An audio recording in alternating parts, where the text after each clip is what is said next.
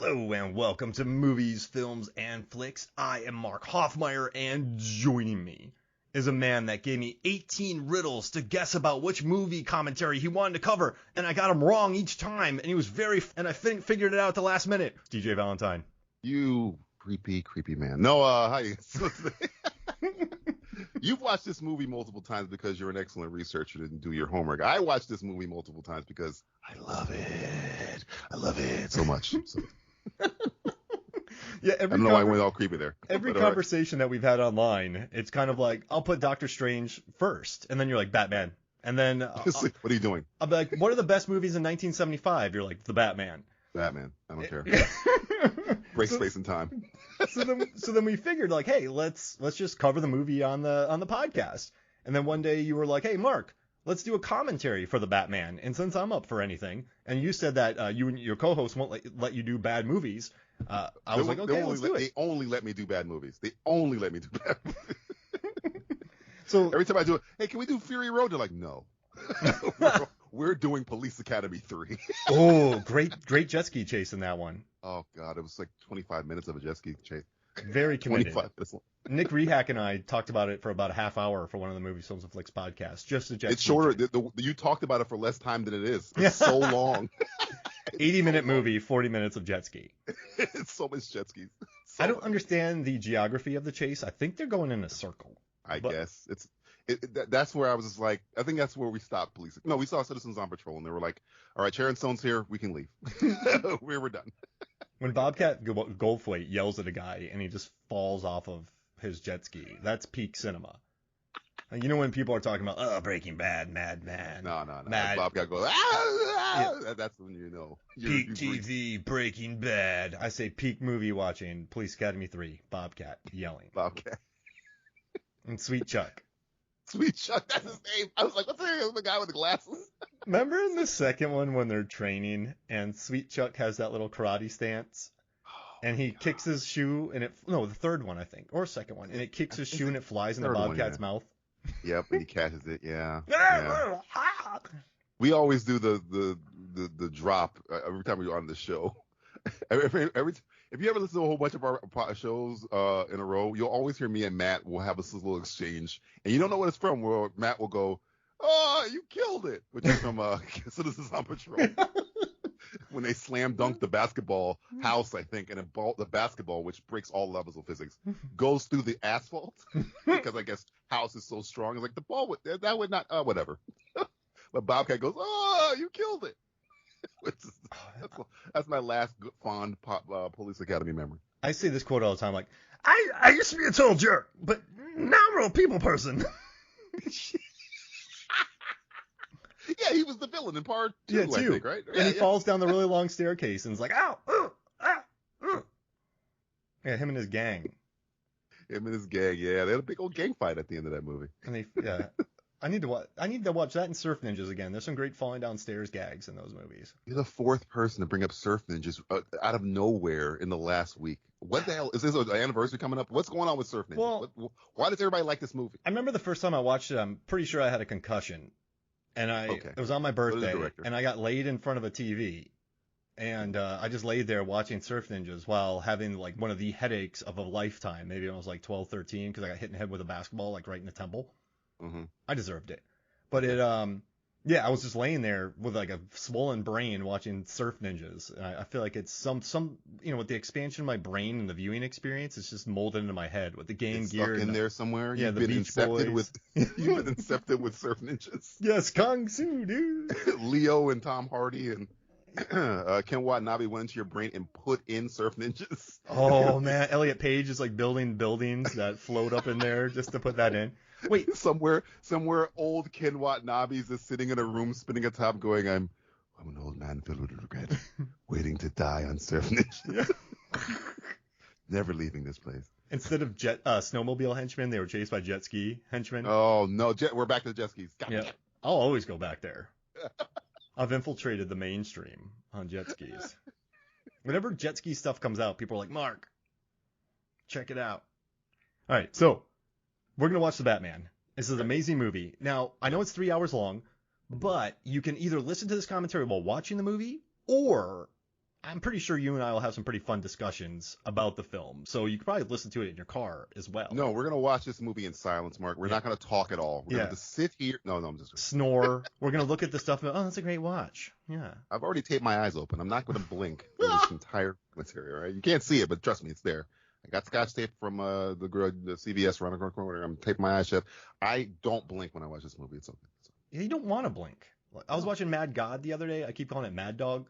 But I was watching Mad God the other day, and I didn't want to blink because there's so many monsters. Phil Tippett just loaded. No wonder he had a mental break and had to go to a psych ward. He really did, making that movie. And when he was in that psych ward, you know what they made him watch? Jet ski action scenes. Surf Ninjas. A ba ba ba ba ba ba. Oh, fucking! Surf Ninjas is gonna follow me for the rest of my life. I swear. Leslie Nielsen falling downstairs. Yo, just like Bobcat Goldthwait. If Joker had fallen down the stairs, we'd have a great trifecta. Ow! Nice.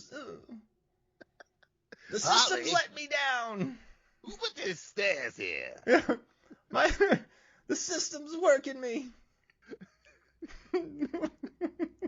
The system's working me. Because the steps are too small, and he had clown shoes on. The system's working me. You try walking down steps with clown shoes. I just want the Joker to say the system's working me. It's rigged against us.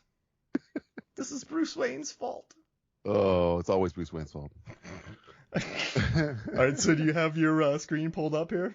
I am looking at my black and white copy of the Batman. All right, perfect. So you got the Batman black and white. I love it. Black and white, baby. So here's what we're going to do. I'm going to, I guess we'll say 3, 2, 1, play. And then, so if you have it pulled up on your TV, you're watching it right now, we'll just do 3, 2, 1, play. Not yet. Not yet. This is official, all right? So 3, 2, 1, play. Hey, right. Oh man, there it is. Warner Brothers, the company that doesn't like Superman. DC, the company that also does not like Superman. Yeah, I was just doing a research project for Superman, and I rewatched 78 and 2, and there's a lot of Man of Steel in those two films by Zack Snyder, but it's just, you know what's interesting? Aggro. I like aggro versions. I like where Snyder went, but I don't think it was the right idea, if that makes sense. No. Yeah. Hey, so real quick. Yeah, go ahead. Okay, Batman movies. So we're watching this right now. We're watching the Riddler peep around the houses with his sniper rifle. I think it's his glasses. He has binoculars. Got it. Oh, you know what's funny? You might be right, but that reticule, the numbers moving, I think that's binoculars. I don't think a sniper rifle has that. Copy that. But it makes sense with a rifle because he does use it later. Right. I didn't think about that. Yeah, but if I had to guess, this is a binocular reticule because he wouldn't want to shoot this guy because he's going to do the thing later. I love the kid dressed like the magic. The kid is dressed like a member of the League of Shadows. I like that. Yeah, it was a great intro. So, what are your 3 favorite Batman movies? It's right now. This is number 1. Oh, wow. Dark Knight's number 2, and they fight because we've talked to me and my co-host Justin Polizzi. He's a bigger Batman fan than me. We're pretty much on the same page where I think the Dark Knight is fantastic. 75% because of Heath Ledger. It's amazing. Take Ledger out of that. It's a good movie. Really, really, really good. This movie, I think, beats it mainly because everybody's good. Yeah, I like all the characters. You can take one person out of it, the movie can still kind of work. So, yeah, the Batman, Dark Knight right there. Man, that's tough after that. I want to say Batman Begins. It's between Batman Begins and Batman 89. Probably number 3. Got it. Yeah, I'm number 1, Batman Returns. Number 2, Batman. Number 3. Batman Returns is almost not a Batman movie. Batman Returns is like Tim Burton is saying, you know what? Here's my dick. That's why I like it. It's so Tim Burton. He just, you know what? It's my favorite Batman. Keaton's my favorite Batman because he just sits in his house and he's a weirdo. And all he wants to do is go out and be Batman and kill people. He kills people. He's a murderer. So when they talk about, when they're like, oh yeah, Ben, I was going to say Ben Stiller, Ben Affleck's killing people.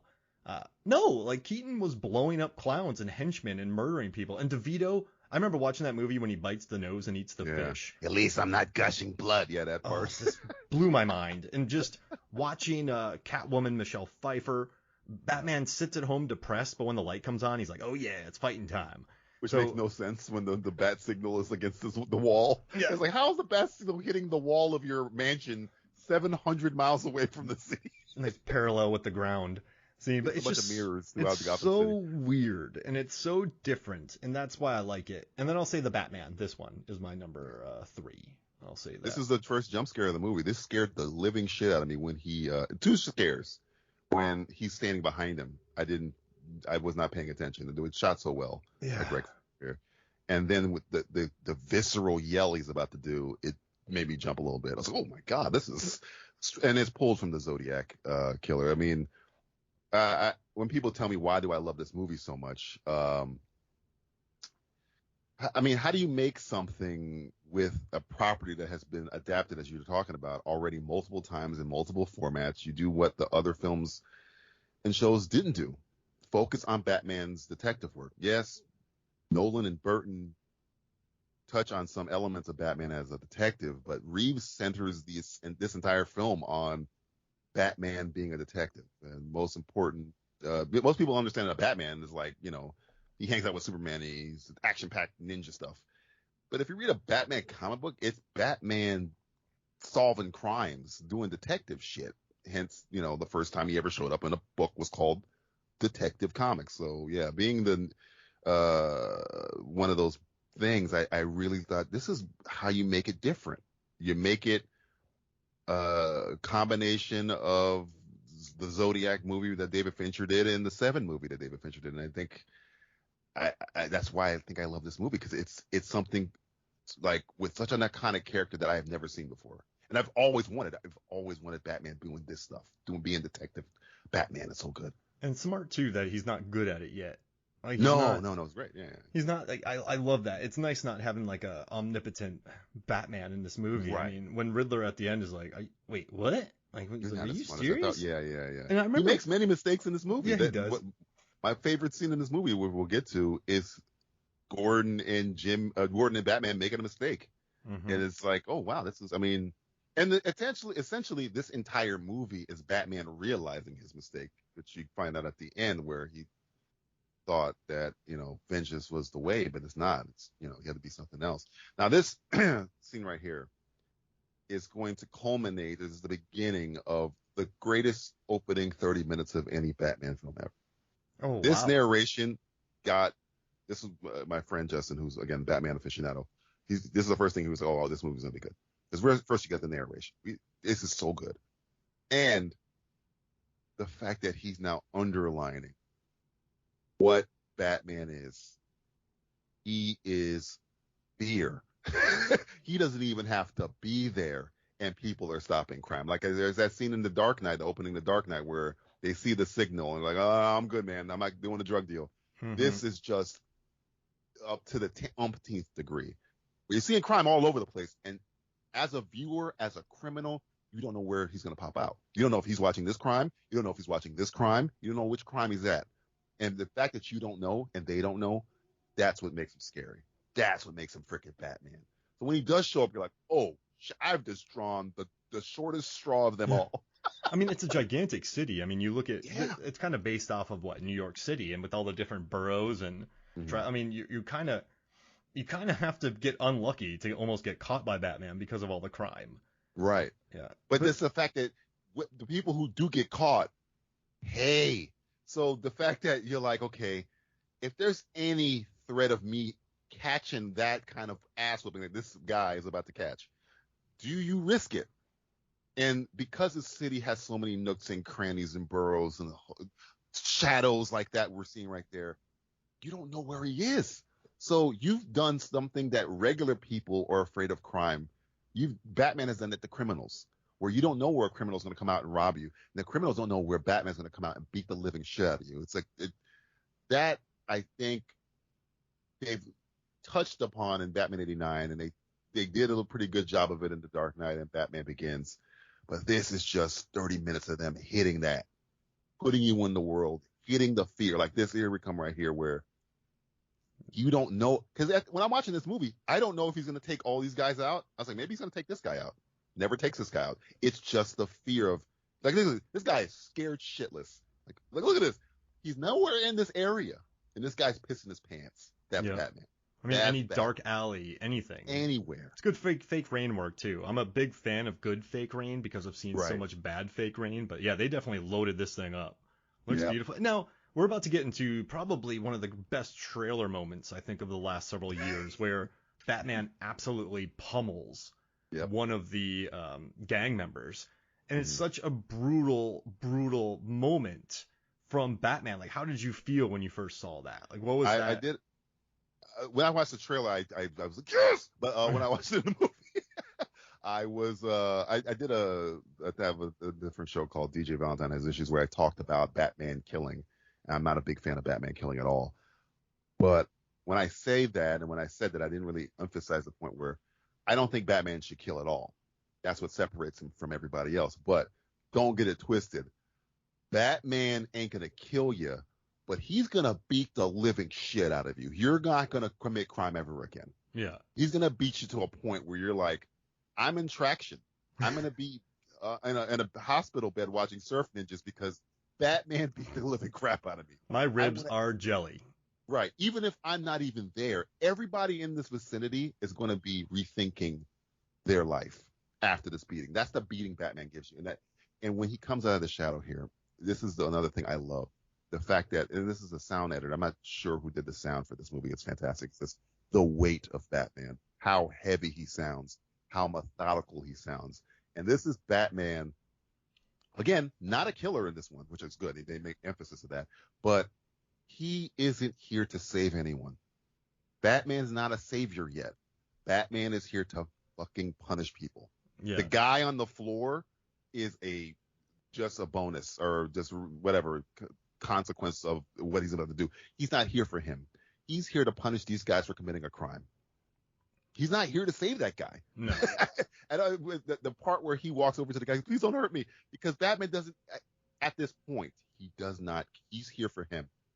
He's here for all of them, and that's what I love. It's like, oh man, this is good. This is good shit. And just the boots. Like, he doesn't have the regular bat suit. I mean, I know he's young.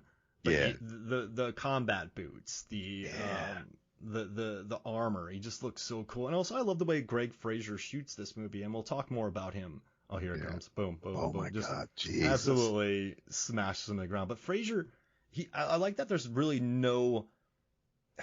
It's excellent photography, excellent, but I don't think there's not a lot of style to it. It's very, in a certain way, it's very meat and potatoes. Love that shot. Love that shot when he gets up. Right, but like that's just him centered with people, like the framing, the cuts. It's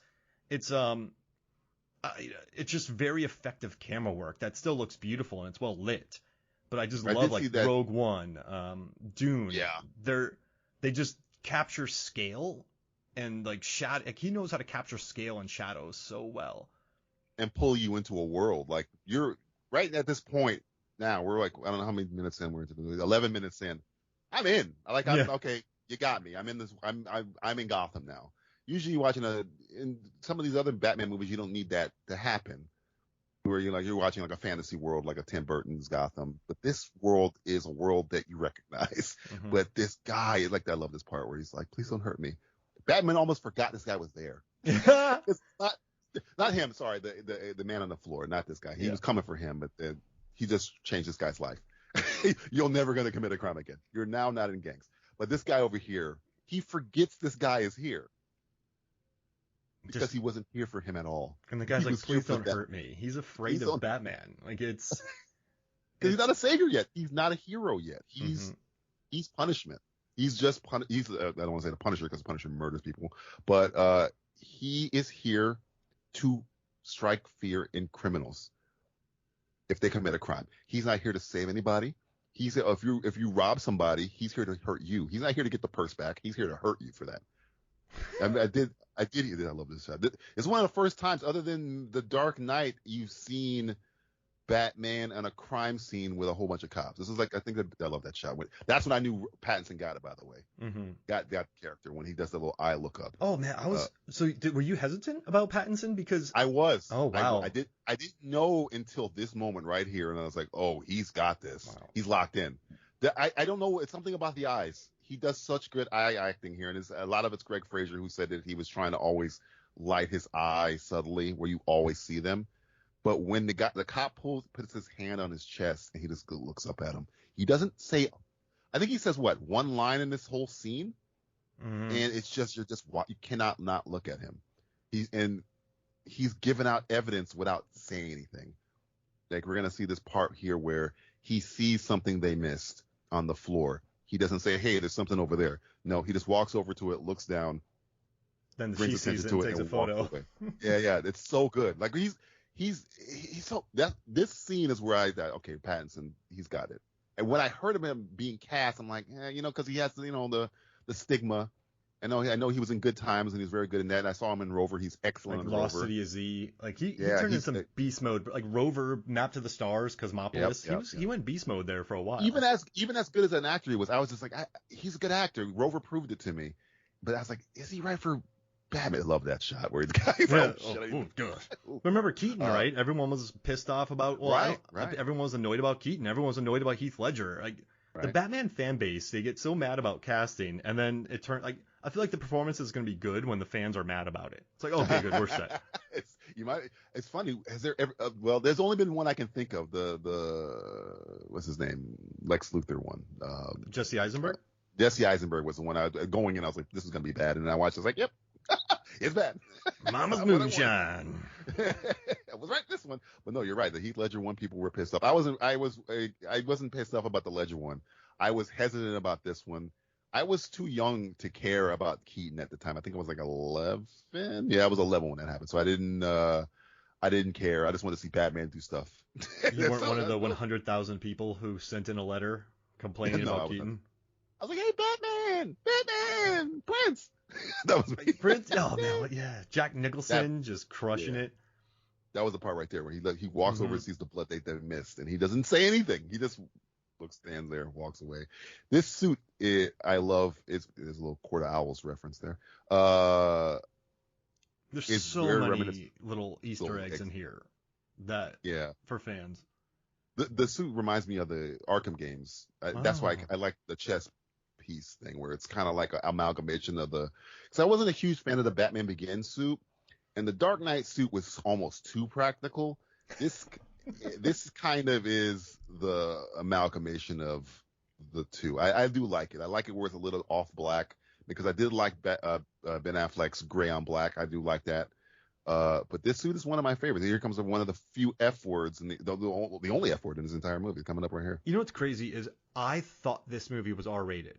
Because it feels it. When I left the theater, I remember talking to Megan. I'm like, man, that was like an R-rated movie. And my wife, she goes, no, it's PG-13. And I just remember kind of being a little shocked about that. Right. And it always bothers me when people talk about, the one F-bomb, but like, oh, this movie should be R. I'm like, have you not watched The Batman? Have you not watched Doctor Strange 2 or Dark Knight?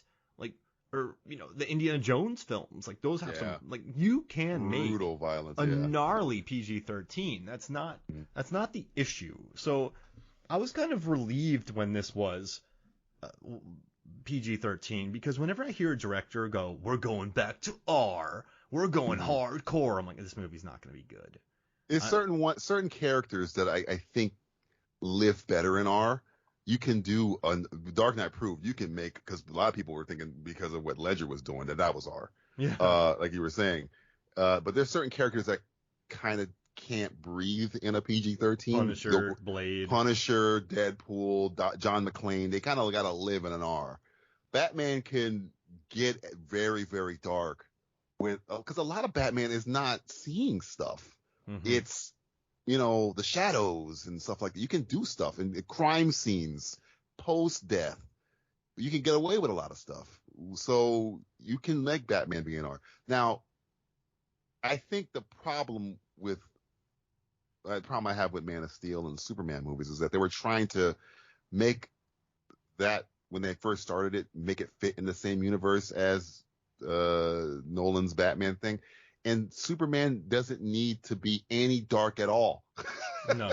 You can make a good, with stakes Superman movie, but still have optimism. You can't really, when you darken Superman for the purposes of not having a dark Superman, just making the movie just feel dark, and it doesn't work for me. Even with Spider-Man or any of that stuff. But Batman lives in dark, because I got a lot of reviews for this movie that didn't like it. I'll see which I don't really care, but they were just criticizing, why is this movie so dark and depressed? It's like, it's Batman. What are you talking about? If any character is supposed to live in a world where it's dark and brooding and depressing and 9 Inch Nails and it's Batman. Mm-hmm. Superman should live in that. If you're gonna come out with a review where Superman is depressing, I get it. But Spider-Man, I get it. Batman is the only one that should be able to get away with that, for me, or maybe the Punisher or whatever. But that's R, whatever. But when it comes with the upper echelon superheroes, this is his world. If you don't like Batman spying on people or doing dark things, then you just don't like Batman, or you want a different character. Go watch Iron Man. I mean, he's a nocturnal creature as well. Right. The whole point of his whole purpose is that his origin is his parents were brutally murdered in front of him when he was 8 years old, 7 years old. Mm-hmm. We're gonna make a happy movie about that guy? Yeah. No. That's what makes his dynamic with Superman so awesome, is that Superman is the optimist, the Boy Scout, as Bruce always calls him, and Batman is diametrically opposed to him, but they find a friendship because Superman can be the light where Batman is the dark. They kind of touched on it in Dark Knight, where he was talking about Harvey Dent, where, he's the White Knight and Batman is the Dark Knight. He's not supposed to be that. He's taking on the burden of the work, the darkness. So nobody else has to deal with that shit. That's why I think this really got, here comes one of my favorites. That's why I want to be the Gray Knight. Because I can just, you want to be the Gray Knight? I can be in both worlds. You're going to be Gray Man. You're going to be Ryan Gosling. Oh, no, please no. Yeah, you love this moment. And I love this moment. And also, too, about Pattinson, where, for me, Batman is so dark, so broken. Bale, listen, I like those movies. I'm not hating on those movies. But if you're Batman and you go out at night dressing in a bat costume and destroying people, you're not going to be mentally all there. You're going to be like Pattinson, who is emo and a recluse. You're going to be like Keaton, who's certifiably insane.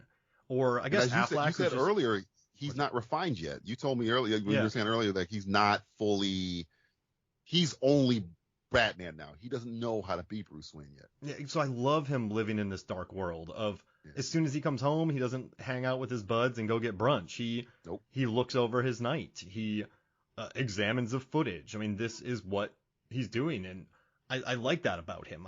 I guess I like that type of Batman. I don't think Batman Begins sort of deals with that sort of Batman, but I don't think we ever get quite this. So it's nice. And also I love the eye makeup too. So when he takes that off, he looks like, someone from The Cure is about to step on stage, right?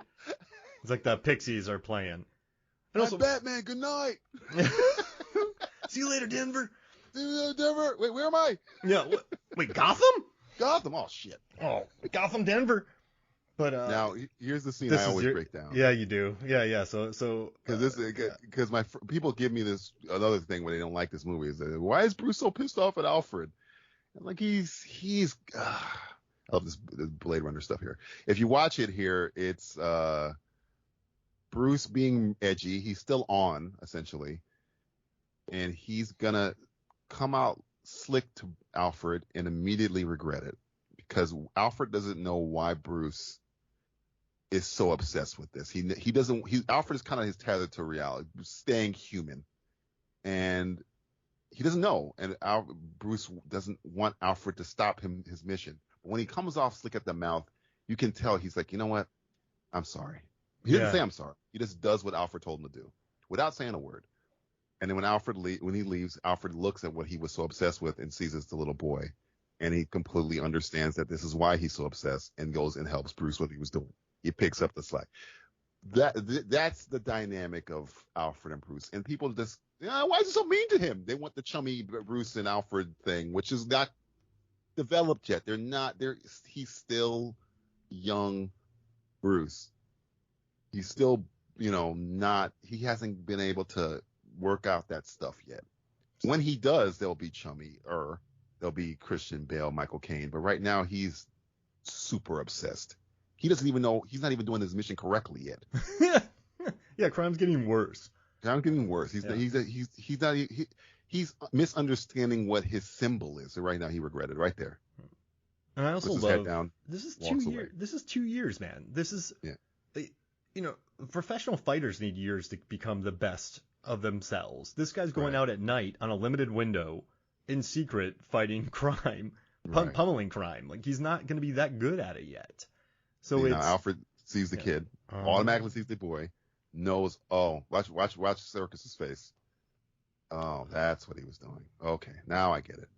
Puts his head down. Now I'm gonna do I'm gonna do what he was doing. I get it now. That right there, no dialogue, tells me everything about their freaking relationship. I completely understand it. That's some director-actor shorthand right there, because these two guys, Matt Reeves and Andy have worked together a lot. So it's kind of nice to see them together. I liked his casting as Alfred when I heard about that. It kind of made me happy. It made me want Toby Kebbell popping up in one of these movies. Oh, I've seen people say Toby as Scarecrow. I wouldn't be against it. After watching him dance in Bloodshot, I'm like, just put him in a movie.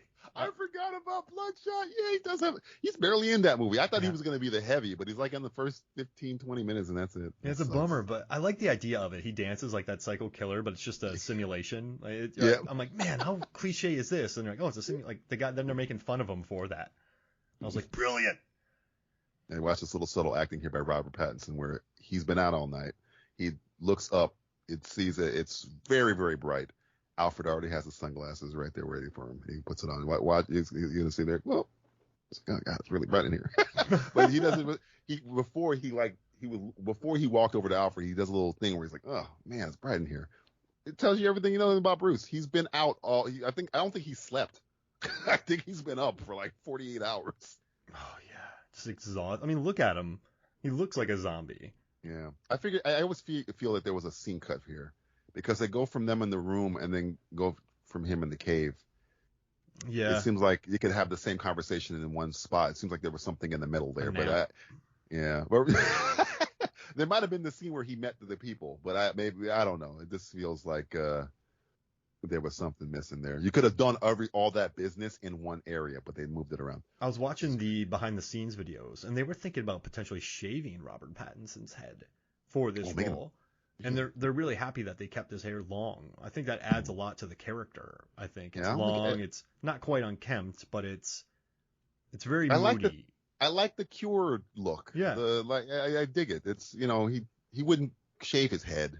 I don't think he's that into grooming at this point. I'm surprised he doesn't have like more of a beard. Yeah. Because he's just Batman. He doesn't give a shit about himself. Alfred had to beg him to take a shower. Please.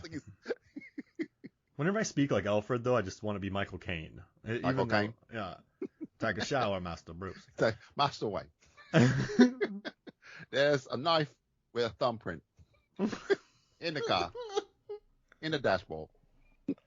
Some people just want to solve riddles. Because it's good sport, Master Wayne. It's good sport. I will say, though, between Kimmy and the Batman, good old Zoe Kravitz has been in 2 really good movies with thumb drives. I have not seen Kimmy yet. That's the Soderbergh one, right? Yeah, I want to see it. Yeah. I heard it was good. I love it, man. It's top 5 of the year for me so far. Really? Yeah. Oh, wow. And like New Earth has it in his top 5. Like there's a bunch of people who are. It's so economical and like so Soderbergh that it makes me happy. But I do love a literal thumb drive. It's the one clue where okay, yeah, I get it. So there's a thumb drive that needs the guy's. It's a double thumb drive. Mm-hmm. Double thumb drive. Wow. I like this very bad police work by Jim Gordon. Why would he put it on his own computer? Yeah, just email everybody. There's the man, Colin Farrell, killing it as the Penguin in this movie. I love late stage Colin Farrell. The Lobster, The Killing of a Sacred Deer. He's getting better. Yeah. He's getting better. And he was started off pretty damn good, so he's getting better. I think he loves this role. They try to put him in a box, I think, when he first came out. They're like, oh, you're in Tigerland, you're moody. And like they did the same thing with Jamie Dornan, too. They're like, okay, like we'll just dump you in these. Colin Farrell has so many like No, I don't. I want to play the weird guy. I don't want to be the heartthrob. Put me in the lobster. Like weird. Let me be in Horrible Bosses. I want to be the guy with the horseshoe hair and the gut. I want to be that guy. So put me in SWAT. Put me in SWAT with Jeremy Renner. Come on. Oh, what a cast, dude! I remember. Okay, this is SWAT, but I was watching SWAT, and there's an argument scene between Colin Farrell and Jeremy Renner, and I was watching Renner, and I remembered him from National Lampoon Senior Trip, and this was before he hit big. And I remember just watching Renner and going, he's gonna hit soon. I don't know why. And then he took off like a banshee. But I'm glad I called that. I think he's doing his best work right now in a show that a lot of people aren't watching called Mayor of Kingstown. Watch Mayor of Kingstown. If you want to see peak Jeremy Renner. Taylor Sheridan owns the world. Owns the world right now, yeah. I like the twins too. And so I was watching so right now he's going into the club, but I was watching the behind the scenes, and they mentioned how in a lot of movies, we talk about a lot, we've watched a lot of fight scenes, they're kind of like a ballet where you can see the stunt person's obviously knowing the spin kick that's coming at him. Right. But what they said about this Batman is he's reactive. So I watched this fight again, and it's really not balletic. He's just reacting to the people coming to him. This isn't, see, he didn't see that coming. He didn't see that coming. He wasn't, that's, the stunt coordinator did a wonderful job here of, it looks like a real fight. Exactly, of creating a Batman who doesn't read punches and it isn't like balletic in movement. He reacts, and you can see that right here. Watch this. Boom. Yeah. Like he came up with plenty of time to see that bat, and so he keeps getting hit in the back. Like I don't know. I dig it. I think they hit the sweet spot here. I mean, the best Batman fight is still, and it's a horrible movie, is Batman v Superman in the warehouse. Though he's killing people, I don't really like that. But here, when Nolan first started, the bat fights weren't that well. I think he was trying to figure out how to shoot him. Mm-hmm. I think he just wanted Batman to be like confusing, like you don't know where he's coming from. I think this hits the sweet spot of the Snyder Batman fighting and the Nolan Batman fighting, where it feels real, but it is cool looking shit. You know what I'm saying? Because the Snyder one it's cool looking. It's like all style. Batfleck he's huge, man. And so watching him level people in a giant suit, there is a delight to that. It is true. You got to talk about this guy's makeup, man. It is. The one thing that came out of Comic-Con that I saw, even though it wasn't at Comic-Con, it just happened during it, was that somebody interviewed Colin Farrell, and they were like, "What's going on with the Penguin series?" And he's like, "I just got a script." He said he just got a script the other day, and he's like, he said it's tasty, man. It's tasty. He loves playing this role. So I think they're gonna they're gonna center all these, if they would get off their ass and greenlight the sequel, they're gonna center him in these things because he's so good. He is so good. He almost, in this small amount of screen time he has, outshines Batman, Riddler, Gordon. He's so good in this. Every time he's on the screen, he's like, this is great. Well, Penguin is awesome. This is the role you want. I mean, think about Tessa Thompson in Thor Valkyrie.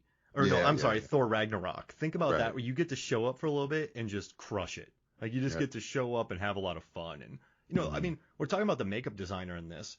It's Naomi Dawn, and she did 1917. She did Spectre. I mean, Skyfall, makeup designer. This is she did the Royal Tenenbaums. So like, this is just an absolute beast of a. Yeah, that resume is pretty strong, I'd say. Yeah, and like, a lot of people were like, that was Colin Farrell when they walked out of this, if they didn't look at the the credits. They didn't know this was Colin Farrell. And I love this interaction between them too, because like, Batman wants to kill this dude. He just roughed up his best employees, but yet they're smart. They're both smart enough to have a conversation. Yeah. Penguin knows he's nothing this guy's going to be able to do to me. He's not going to fight the entire mob. And Batman's like, well, I mean, I probably need this guy to get what I want. So not killing him, but at least put his ass in the hospital. It's not going to help me. It's a means to win it. He literally sat there and watched him do a drug deal. Didn't care. Because it's not what he's after right now. He's a necessary evil at this point. Until he's like, I'm gonna cross this T later, but I need something else. And I know Penguin's not involved completely. He can point me in the right direction. So I won't throw him through this plate glass window, but I want him to still feel it's this great dynamic, which they did in the animated series sometimes, where and Oswald Cobblepot is kind of like a guy who is the legitimate criminal in Gotham, where Joker's a psychopath, but Cobblepot's always kind of Batman can't fully put him away. It's kind of thing. He's very influential. They kind of nailed that a little bit here. And this is where I get a lot of people talking about the Batman stalking stuff. And I was like, well, he's detecting. Yeah, he just saw the drug deal. If you're trusted that much in that establishment to deal drugs with the Penguin, right, then you got to be trusted. Yeah, you're not the new. You didn't just come fresh off the buffs and they're like, hey, go give these drugs to the Penguin. Like this is, what's he gonna do in the club? This is his best lead. And also, I think Zoe Kravitz, she's such perfect casting in this. I know they almost they came down to her, Isa Gonzalez, and a couple other actresses. I didn't know that. Yeah, but I think she does the best with it. Like she said, she had dangerous chemistry with Robert Pattinson, and they seem like they're friendly. Yeah, and you buy it though. Even the fight scenes, I just think she's so good in this movie. There's this cool energy to her. So no, I like this. And also I want to say, when Mad Max Fury Road came out, I know a lot. She's really good in it, but I've always liked her as an actress, but I really grew respect for her when I read the oral history about Mad Max Fury Road. She was the most mature out of everybody. Charlize Theron was talking about fighting with Tom Hardy. Tom Hardy was fighting with her. They were yelling at each other because the director was more worried about the film, not really the actors. And they had Zoe Kravitz just being the most realistic out of all of them. And I'm like, okay, I'm a fan for life. She just seems super cool. And you gotta understand her. She grew up with Lisa Bonet. Yeah. And Lenny Kravitz is her dad and mom, and then her stepdad at the time is Jason Momoa. Fame is in stress and all that. She's probably seen her mom come home and dealing with that stuff. She's built for this business, I think. So yeah, that's a great point. And I think Dakota Johnson does a really good job too, where people kind of go at her are you mad about 50 Shades? She's like, no, I love that role. I'm glad it happened. It's cool. She feels comfortable in her own skin, Dakota Johnson too. Yeah, she's not peer pressured or guilted into anything. She did all those choices herself. And again, her mom is is famous and her dad is famous. They've done that whole thing too. So, but yeah, I like the dynamic between the beginning of this movie with the Riddler stalking somebody and then Batman stalking somebody, kind of literally the exact same way with binoculars through a window from a distance. Oh yeah, it's nice compare. I mean, I love when people do that. I like when they kind of have that duality of good and bad, and kind of setting up the fact that they're not too different. We're not so different, you and I. Well, same. I'm you, you're me. I'll never be you, and you'll never be me. You. Well, I made you. You made me first. Come on. I didn't make you. Yes, you did. I made me. You made you. I made me first. You. I'm Batman. I'm Batman. And then there's just someone on the side who is just kind of sleeping on the street, going, "What is happening? What? You're both lame. Yeah. I'm trying to get some sleep. Hell out of here. Yeah, the both of you are keeping me from sleeping. Yeah. But, and also too, what I like about Zoe Kravitz's character here is that, or Catwoman, Selena Kyle, is, in the beginning you had Michelle Pfeiffer, who was killed by Max Schreck, which I love that name, but then she kind of comes back unhinged, sort of undead. You have Selena Kyle, played by Anne Hathaway, who's a criminal in the beginning. Oh, I like her. Yeah, I like she's good. Yeah, I just like that they don't bother that with this at all. She is just trying to help her friend. She gets involved in this to get that. Oh, I love these kicks, but I like that they skip the whole I have diamonds in my pocket type thing. Right. I dig that. I love the capoeira type moves too. I like the fact that it makes her strong, but it doesn't belittle Batman. It's like, okay, we can fight, you can kick me, but I'm still Batman. Yeah, exactly. You're not gonna win in a full-on physical confrontation with me. One, I'm armored from head to toe, so no matter how hard you kick me, it's not gonna really do a lot of damage to me. Yeah, at least pop a tooth out. But yeah, he's not even trying to fight her. She's like, give me that. He's like, I'm not even. Yeah. I'm ignoring you. He walked away from her as well. He's like, whatever. You're not important right now. They almost have this understanding together, though. I dig it, and she gets it too. She knows she's fighting Batman. She's not even. it's not even that. She's just like, I gotta help my friend. I don't care who's in my way. It's just weird dude dressed like a bat or the penguin or whatever. I gotta.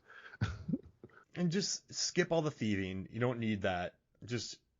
I like that there's no redemptive arc for like, oh, you were a thief, but now you need to atone for your sins. Like, she's like, nah.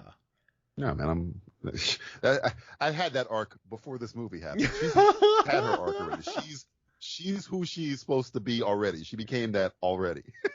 That's what I think she's trying to convince Batman. Batman looks at her and is like, what is the life I could have if I didn't have this code? Well, if I didn't have this mission, I could have a life with her. It might be a fun life, but then I'd have to give up everything. And that's always been between Catwoman and Batman, where he's like, she's always like, you don't need, like, even Anne Hathaway, it's like, you don't need to save them. Who cares about, you've given the city enough. She always trying to pull them over. Not be selfish, but think about yourself for once. Yeah, you were in a sweet cave. You could have just stayed there. About is herself. You never had to leave that cave. Just chill in there. You don't have to save Gotham. I don't think they would hang around in Batman's cave. It's got to smell it. It's got to not be I don't think Alfred's Febrezing that cave. I think it's pretty dank. That's a new data article. How much Febreze? Yeah, how much Febreze would it take to make the Batcave not smell like mildew and bat crap? I do love the warm lighting that they use in this. There's not too much harsh light, which I kind of. I mean, it's at night, but I kind of like the lack of fluorescence. It's more of a warm. Whereas Nolan's world, I think, is a little cleaner, is a little bit more fluorescent. I kind of dig how they switched over to that. I dig all the warm lighting in this film. This city designed by the way it looks. It's got the claustrophobia of Tim Burton's, but it got the realism of Nolan's. It's such a good amalgamation of both of them, because Nolan's is like was it Chicago, I guess, or Pittsburgh? No, it's Chicago. That was all over the place. They use like they were in Chicago, and then they were in Ohio. Ohio, yeah. All over the place. But Tim Burton's one, it's like a gothic painting where it's like everything is on top of you. It goes up to the moon. It goes up into the stratosphere. Everything is huge and this feels like it's just so like every time you turn around, you're bumping into something. This city, where it's got that kind of claustrophobic stuff, but it also looks practical, like a real. Even though they shot this. Did they say where they shot this movie? Was it it was in the UK, was it not? Oh yeah. Wasn't it? Was it Prague or? No. It was what country was it? Was it Ireland? Russia? I thought it was. I can solve this real quick. Yeah, they said. I forgot about that. I was so positive it was filmed. Scotland. Scotland. That's what. Okay. Yeah. And and then let's see, where else did they shoot? Yeah, a lot of Scotland shooting.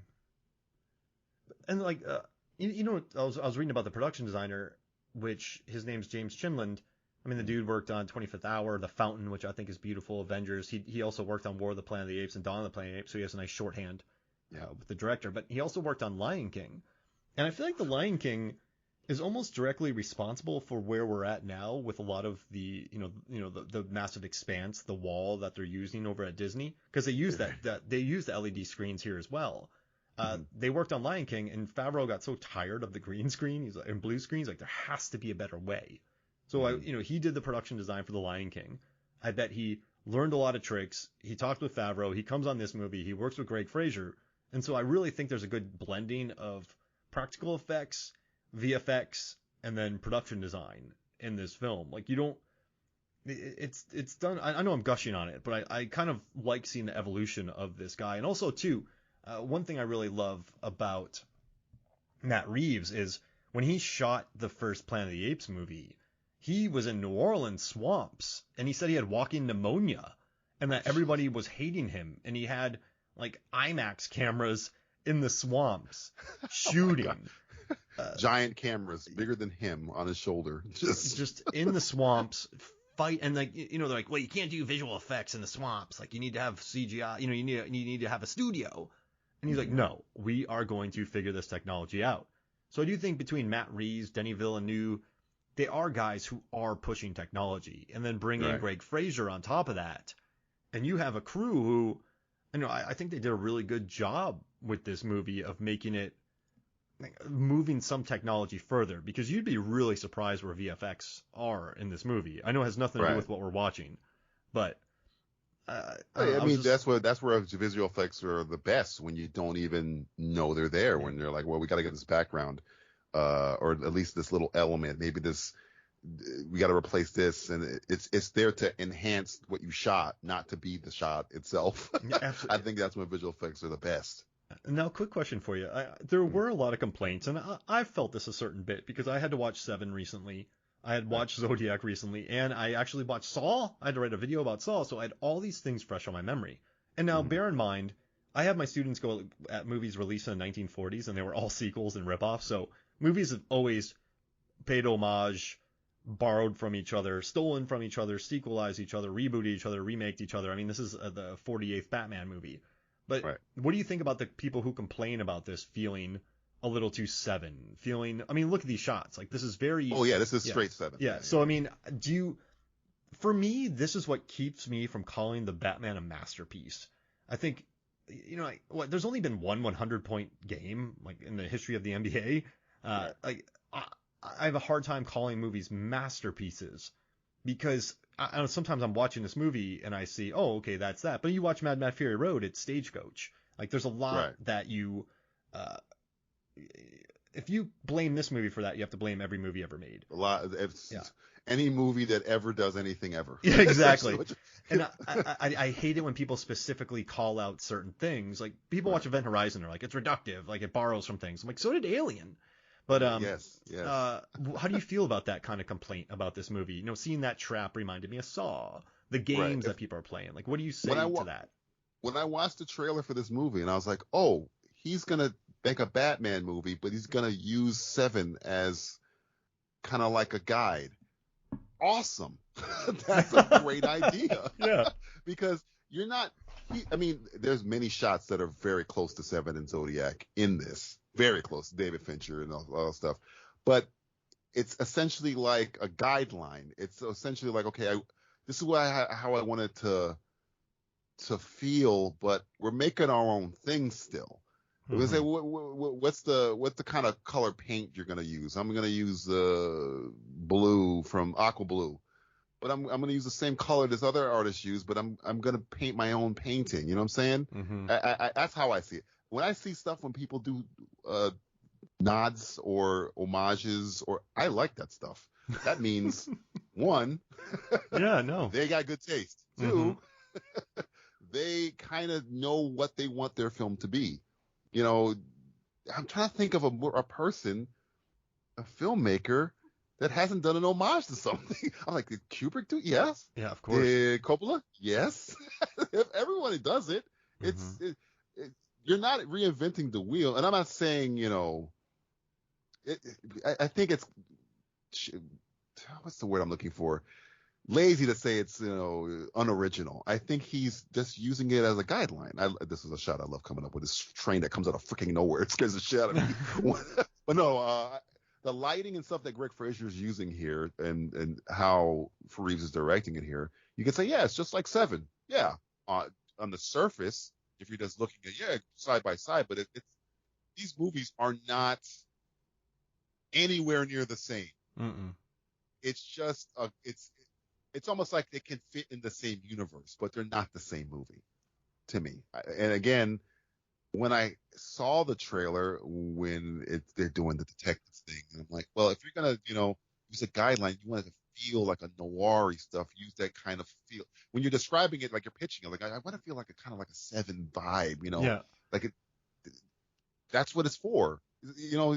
I don't grade movies that strictly where it must be original. There must be no other, and if it's anything like that, I don't. I think the fact that Matt Reeves, one, likes David Fincher, clearly, and wants to kind of, I say, make his own type of David Fincher-y looking film. I'm not against it. I was never against that. When you talk about Stagecoach and Mad Max Fury Road, I'm like, yeah, that's pretty cool. Yeah. I bet you a lot of people don't even freaking know that. I mean, that just shows that George Miller actually has good taste and knows what his movie's going to be. And it's like, that's a good guideline. Now, in this guideline, let's make our own thing. Let's do some stuff in this thing where now we all know on the same page what the movie's going to be. I'm not against that. And like Ryan Johnson, his entire Looper sizzle reel was Seven and Blade Runner. And Blade Runner, right. And so you probably couldn't even do pre-pro if you didn't have reference images and mood boards created from that. So you're gonna come at George Lucas now? Yeah, exactly. You're gonna come at Spielberg and Sergio Leone has a word for Tarantino. Definitely Tarantino. So Tarantino's out of business with that. Yeah, I just wanted to cover that because I just think so many people have talked about that, and so, but I feel like it's very selective that you are harping on this movie it's so visually different than the other ones. Yeah, so what if you wanted to make a Seven-esque movie? Who cares? It's because this one's the more high profile. It's Batman.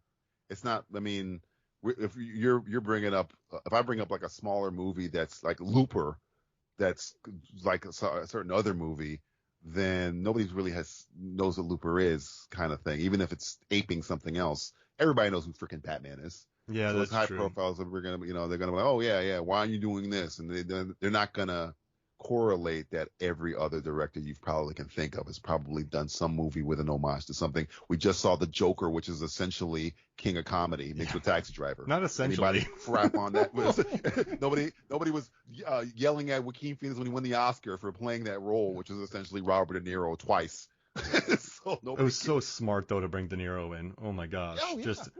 Bring De Niro in when you're doing that. You're kind of safe. I'm not the biggest fan of that movie, but he used it as a guideline to make his own thing in that guideline. It's like, I want to kind of feel like King of Comedy with a little bit of Taxi Driver. Yeah, okay. Now we are on the same page. All right, now let's make the freaking movie. $1 billion.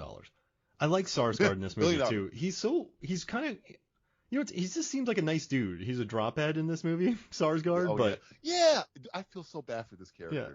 He just seems like a nice dude. The part where coming up where he's like, you want me to drop you? I feel so bad for him. Like she's like, he asked her to take her home, and she's like, takes the cab. And the underlying thing is, if she would have taken the route, she would have been captured too or killed too. But she takes a cab, and Sarsgaard's face when she leaves is just so like, oh man, he's like a puppy. You gotta get your head blown off soon. Just he has an interesting warmth to him here, and I like that a lot. I think if you're gonna bring in a day player or like a week player, you definitely bring in Rachel Dawes' husband. Yeah, I agree. Do it. Maggie Gyllenhaal's like, okay, look, I got blown up in Dark Knight. You got to get blown up in the Batman. Oh yeah. If a couple gets blown up together by that's love. A Batman villain together, they'll stay together. Batman failed to save us both, honey. Oh man, this always makes me cringe. I don't know how she takes this contact lens out with those nails. Oh yeah, in the bathroom. Oh my God! I go, oh Jesus, careful, just careful, don't stab yourself in the eye. The scene is good here too when Carmine comes through, Turturro comes through. When Penguin walks by, he looks like he's like high. watch when Penguin walks by. He's like waddles by. It's not a good look. Who do you like better, Turturro's performance, or do you like Wilkinson's from Batman Begins? I think because it's more of Turturro, it's easy to say Turturro. But Wilkinson's great. He's not in it a lot though. I think he has 3 scenes? He just levels Bruce Wayne in a restaurant, or just with words. He just insults. What are you gonna do? You're gonna do. I'm a man. You're a boy. Shut up. Get out of here. Yeah, get out of here. I love it. It's straight Long Halloween he's doing. He clearly read the book. He's doing Carmine Falcone from the Long Halloween with Jeff Loeb. I do like the moment he tells the story later about being on the table when Thomas Wayne did the surgery on him when he got shot or whatever, which is from the comic book, and seeing the boy looking down on him. It was being Bruce, and it comes back later where he realizes he's Batman. Bruce is Batman right as he dies because he's looking on the ground up at Bruce. He sees the eyes. He goes, "Oh yeah, that's Bruce. Oh, I'm dead." I love that moment where it's like, and again, he doesn't say anything. It's shot how he described it. I was on the table and I looked up and this boy was looking down at me, and then he gets shot by the Riddler, and he goes, "Oh, I was on the ground. I'm looking right up at this freaking Bruce, the same eyes looking down at me." So yeah, I did like that. That part right there. It made me feel so sad for him. Like, oh, all right, okay. And he just sells that right there. Oh, that little hangdog look, and just hangdog. It's like, oh man. The focus on the Riddler back there, and man. How do you feel about this scene where it's not in focus? I love a good overhead shot. Crawl has the best alligator overhead shot. I'm just saying that, and X have had great alligator opening shots. Oh yeah. X. Yeah, X. I love that alligator shot. Why not keep it something different? These guys know what they're doing. Mm-hmm. It makes it scary to me. I like you know what he's doing, but you can't see it exactly. So you're like, what the? This is the old Hitchcock where a bomb's under the table and you're just waiting for it to hit. Oh, you see the headrest is moved. Yeah. Oh, like, why is the head? Oh, okay, that's why the headrest. He's such a petulant. The Riddler in this is such a petulant killer. Just such like a. It's really interesting. I know I don't have the physical capabilities that you have, so I use my brain, and then I can use you for your violence.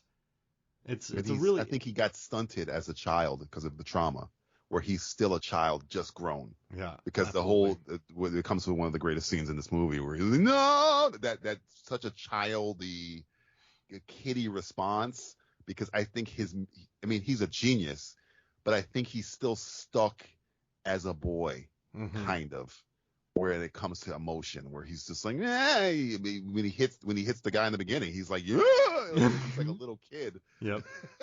Though he's a genius, I just think emotionally he has not grown since he got out of that damn orphanage. Absolutely. Since he was traumatized by all that shit. So. Probably uses that hate. It probably doesn't want to see a therapist, right? Like it's. Oh no. Yeah, I am using this hate.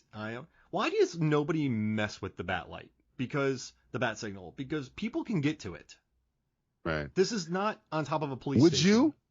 You don't, at this point, you're a criminal. You don't know who's lighting that up. Is it Batman lighting that up? Because if Batman's waiting there, which he is right now, your ass is going to get kicked. But you know what? When I was I ran amok when I was 18, 19. You don't think that much in advance. Like, go turn the light on. So 50-50 chance I would have done it. You wouldn't mess with the bat signal, huh? You would be right there. Because Batman would be right there in the corner. I'm not acting tough. Right now. Like, I'm not acting tough either. I just think I was quite a feral child. And so, yeah, give me some Mad Dog 2020. It is locked, by the way. Gordon has to, unlock some stuff to get there. I'm just saying, if you turn on that bat light and you go there is a good chance Batman's going to be there. I could have become Robin. Roll those dice. I could be Robin. Okay, you're gonna Robin your ass off the edge of that building. How'd you become Robin? Well, I went to turn the bat light on. I got beat up. He felt bad, and then I haven't left since. Tim Drake became Robin because he robbed the Batmobile. So maybe it has happened. That's the origin story for the Mark Robin Hoffmeyer. Hoffmeyer. He sort of the back suddenly. He started mooning it. I don't understand. Batman wasn't even angry. He was more confused. That's what you do to Batman. Instead of acting rationally, you just do something really silly. What a shot right there. I mean, look at that. Look at the right there is where they're using the wall. Yeah. So I mean, it's just, it's such a good usage of it though, and I love the hand-built quality of the Batmobile. I watched the entire making of where the guy who fabricated this always wanted to make a Batmobile, and so watching them hand build it, and Bruce built it. That he toiled away and tinkered away, and it's just such a muscular it's a mean Batmobile, and it's a functional Batmobile. I really I like it. I think you think Alfred was involved in this? I'm pretty sure he's put. I mean, people need to move in, like every building montage, except if you're Robert Duvall in Days of Thunder. There's always a couple people building. Lucius Fox is somewhere in the back. They haven't shown him yet. He's just off camera. And then Michael Caine's going, Master Wayne, put the carburetor. A carburetor, Master Wayne. It's the most important part of a vehicle. Vroom, vroom. You don't have you went walking there. Vroom, vroom. That's the best Michael Caine impersonation I've ever done, and it sounded like Chris Walken. So I'm gonna stick with that. It's carburetor. It's the best part of the car. Okay. Can't drive without it. Oh, I love this cufflink scene. Like, well, you're not one of them. Like, your dad gave them to me, you idiot. Yep. Every time he like lashes out, he always feels bad about it. Like, fuck. I mean, listen, when I'm sleep deprived, I'm weird, right? Yeah, you're an asshole. Everybody's an asshole when I don't have enough sleep. water in me, I'm weird. So, like, he's not hydrated. He's tired. Like, it doesn't, listen, I'm not condoning snotty comments, but come on. Yeah. And also, I was watching behind the scenes footage and they deleted they had some scenes in the script. They might have filmed them that they deleted, but, Alfred's the one who trained him in hand-to-hand combat. So they're not. He's ex-military. Yeah, they're not friends. Like, Alfred beat the crap out of him, showed him what he knew because he couldn't be a father figure. So they probably do have an adversarial relationship between them. They hint at it in the movie where he says, like, I tried to teach you, how to, I think he says, try to teach you how to protect yourself. Triple nut kick. Triple nut kick. But yeah, which I love, every incarnation of Alfred, he's either, I think in the comic books, he's ex-medic, ex-MI6, and then, I think in Dark Knight, he goes, I was in Burma. He was a mercenary or whatever. But yeah, he's always got some military background. And it's clear that Alfred had a military background. I think that's what the wound is with the cane.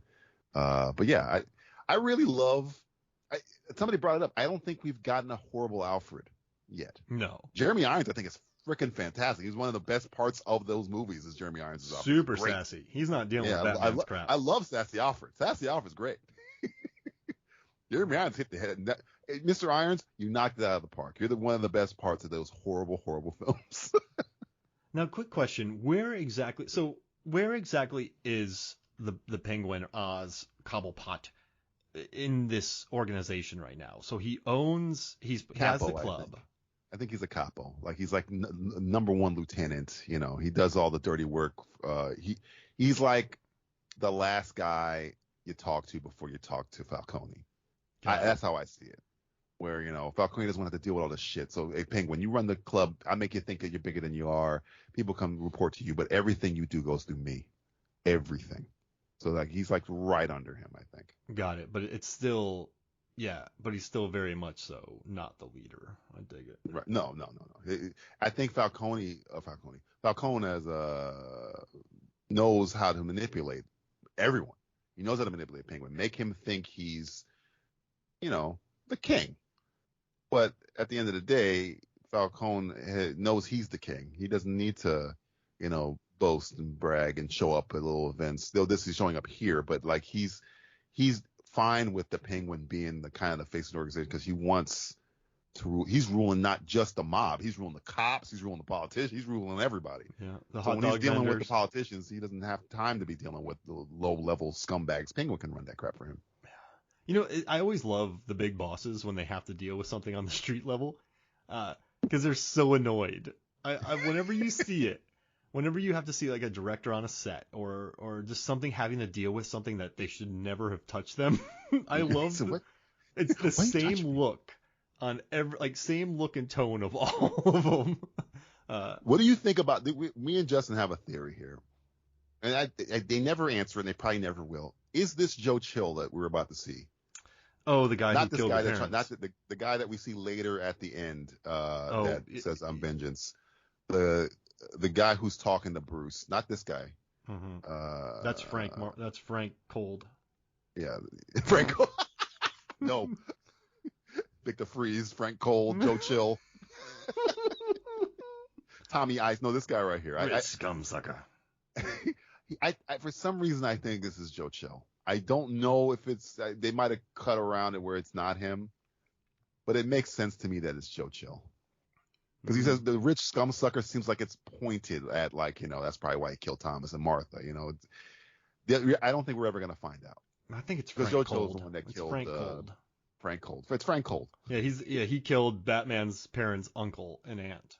Because that's that shot where he disappears into the shadows. It's like what that seems like it's way more important than it is. Though he does come back, he's the last guy at the end, but it just seems like it's more than that. Like that was Bruce brushing up against the guy who started him on this mission thing. They're saying something there. There's that wasn't an accident. Matt Reeves knows what he's doing. Because if it was just a guy at the end, they didn't need that shot where he falls back into the shadows. It didn't need that. We all know Paul Dano's the Riddler, so it's not like we're trying to pretend that maybe that guy's a Riddler. He's something. So yeah, I don't know. He's Frank Cold. Frank Cold sounds like a CBS detective in 1997, like, you know. Detective Frank Cold's on the case. He's teamed up with a lawn gnome who turned alive, and together they solve crimes in Pasadena. God damn it, Frank! You're the worst cop I've ever seen. Yeah. You're good at your job. I want your badge and your gun, Frank. That's cold. That's cold, Chief. Frank Cold. Frank Cold. Oh, I'll give you the cold shoulder. They got an entire choir of young boys dressed up for this funeral. You just call Here's cold. one of my few things I would change about this movie. It's coming up maybe in the next 10 minutes, so. This car is, it's driven well. He does say he's driving that car. I don't know why he would be aiming for those children. Yeah, I'm an orphan. I'm going to blast some people here. That's too much for him, right? Or no? Well, no. Remember, this is Sarsgaard behind the wheel. Yeah, Sarsgaard's driving this car. So why is he aiming for those people? Yeah, he drove right into the seats. Sarsgaard doesn't care. No. Well, he does. Even in this scene, this is the one thing I would change. I'll mention it now because it's going to come up. Not change, but like, he knows the Riddler has him, and he's probably not getting out of here alive. Okay? And I kind of didn't want the bomb to explode right in Batman's face. Yeah. Without some kind of damage. So I kind of, if I was to change anything or just add a line, because there's a line where he says, Batman asks him, what is that? He goes, no, he didn't ask that. He doesn't want to give him every information because I got a family. If Sarsgaard's character, I think his name is Coulson, says something to Batman like, I can't stop it, but you can, and like runs away, stop him, and runs away, so the explosion is not directly in Batman's face. Yeah. So I would do that because it's clear here he is not just trying to live. Because he asks him a question, Batman asks him a question, he won't answer it because he goes, no, I can't tell you that. I can't tell you that. So I think he's reserved himself to the point that he's going to die at this point. Got it. And I think so why take it would have saved the error of how did Batman survive a bomb to his face? Yeah, that was a lot. And because, I mean, shrapnel moves pretty quick. Yes. And he's going to catch some of that in his jawline. And it wasn't a small bomb either. No. It's a pretty big explosion. That's the problem with movies like these. So you make something like, the bombastic Batman and Robin or Batman Forever. Something explodes near them, they're just going to fly. It's fine because of the bombast. But then you make something so grounded and you show the scars on Batman and then you blow up a bomb in his face. That's when the door opens up a little bit for complaints, I think. And also when he hits the bridge. It is interesting. I was part of I write for a group called the Film Theorists, and they were talking about the armor of Batman. They're like, Batman would never survive that. But after some research, they're like, actually, that armor would exist, and bullets would not. He would be really, really fucked up. Yeah, they're like, actually, if it was that close, there is armor that can protect that. And everyone was depressed because they're like, yeah, we got an angle, and they're like, oh no, well that. But like they went so far to even look up that, and then they blow it up. But it's I don't know. This whole thing, like, if he changed to, he realizes maybe I can save my family, and maybe Batman can stop this guy from maybe going after my family, and like pushes Batman away and like runs away, so the bomb won't kill Batman because he knows that he needs Batman to live to stop the Riddler. Pushes Batman away. The explosion still knocks Batman down. Put some soot on his face. And maybe when Batman wakes up, just have one guy, like there's you can hear some like mumbling, like cops are talking as he's waking up. Mm-hmm. Have one guy say, take his mask off. And then some other guy say, we tried the EMT still unconscious from the shock he got. That's all you got to say. Mm-hmm. Then there's no, like, why didn't they take his mask off when he was unconscious? If you say an EMT got shocked trying to take his mask off, like I think in Dark Knight, the Joker tried to take his mask off and he gets electrocuted because the cowl usually has like a countermeasure so that people can't rip it off. That's one of the things I would just add to this, and it would make it fun because it's very unlikely that one, Batman survives an explosion to his face. Two, if he was unconscious, two, if it was an explosion to his face, there would be no damage to his face, like nothing. There's no smoke on his face, no cuts, nothing. And 3, if he was unconscious for that, they moved him and they didn't try and take his mask off. I would need some kind of like countermeasure to his mask, like they tried to take Jeffrey it off. Wright wouldn't let him do it. Or something. Yeah. I like the countermeasure thing because when it's established in the Dark Knight, like he has a thing where if you grab it, it'll stun you or something like that. I love this. So it's terrifying, but it's like so kiddie because he's just stuck as like a like you said, petulant kid. He's you don't get to talk about that. He's such a little boy, and this is very close to Ledger's in Dark Knight. Well, quiet, or what did he say? Listen to me. No, he says, get me some popcorn. Look at me. Oh yeah, look at me. Where's my shoes? You never find them. Where's my tailored suit? That's what was good about Ledger's Joker, is that he would do that, and then he would do that. He would every once in a while get visceral. Look at me, and he'd go right back down. My favorite part about the Joker. Oh, sorry to interrupt. Go for it. Sorry.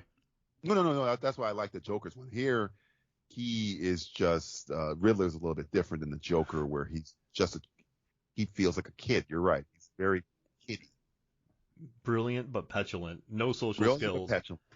Yeah. In Dark Knight, I do love when the Joker starts swinging punches at Batman when they're in the tower.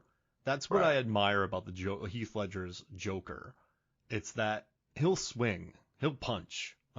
He'll try to cut you. Like I dig that he's not above the ground level type. I like it because Joker, like Batman, is he's one of the most highly trained fighters in the world.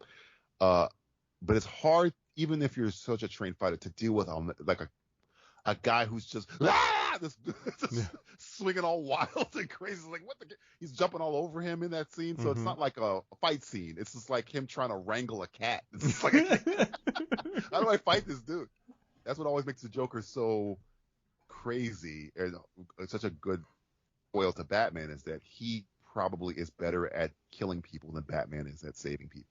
Like he's just a nutbag, crazy person. He's just as smart as Batman, but he's insane. So it's like I can't, even when it comes to a fight, eventually Batman will win, but it's like he's not going to come out of there unscathed. Joker's willing to break his own neck just so he can stab Batman in the damn leg. He doesn't care. It doesn't matter. And that's what I didn't like about Leto's Joker, is he's just talking the whole time. Like, like, hey, just get in there and throw a punch. I was so let down by him because his Joker, because I thought he was going to bring something to it, and he did. It's all on the cutting room floor. I mean, he tried something different. I do like when people swing and miss. I really do. I love the happening. See right there, he knows he's going to die. Oh yeah, he's done. If you would have pushed him away there, right in the face, and he had no time. None. So he 5 seconds before that happens, he's saying something like, "I can't do it." If he should have just pushed Batman away, just so Batman wouldn't take a direct shot to the face.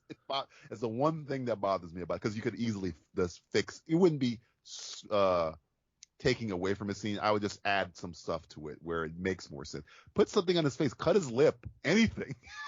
Jeez. Yeah, the concussion alone, like his brain would be mush. It would look like a lasagna that just hit a wall. Like right That's now. That's just leather. His cowl is just leather. It's not body armor. Like, at least Bale's was like reinforced. Oh yeah, super leather. Yeah. Oh, I love this scene though. Someone said what he does with his cape here when he flicks it back is reminiscent of maybe Arkham, or one of the games where he uses his cape. Yeah, you stymie the bad guy so you can you delay him so you can get the moves in. Yeah. There's so many mustaches in this movie. Who is this guy? His voice is awesome. He's having a good year. He was also in Our Flag Means Death, which he plays. Okay. He plays like a little side pirate who's really funny in that movie. So he was in Chernobyl as well. Oh yeah, great voice. Oh, he is in Chernobyl. That's where I recognize him from. He's in Chernobyl. He's the freaking scientist. Yes, I remember him now. Yeah. Great voice. Watching him in Our Flag Means Death and then this movie, you're like, what is happening? But yeah, I love that part right there where he flicks the cape. Yeah, and just Chernobyl, which is a great series about a whole bunch of Russians and everybody's British. Yeah, Barry Keoghan and who's the awesome lady from Wild Rose and Men? Jessie Buckley. Yeah. Lost Daughter. I remember watching her in that show, and I kind of just went, she's gonna win an Oscar soon, and then she was nominated for one. She should have been nominated for Wild Rose. I love that movie. She's not getting nominated for Men, you don't think? I do love that movie. I haven't seen Men. I've not heard great things. So you know what's crazy? It's like Alex Garland delivers a gonzo fest that's just silly and crazy, and it just doesn't give people catharsis, and they're hating on it. Like, but it's like, what were you expecting? Like Garland, 28 days later, insane ending. You know, he wrote Sunshine, insane ending. Annihilation, insane ending. Ex Machina, bonkers ending. But like, everyone's like, oh, the ending. Like, well, it's a Garland movie. Like, have you not watched something from him before? I don't know. It kills me. But also, I wanted to bring up real quick.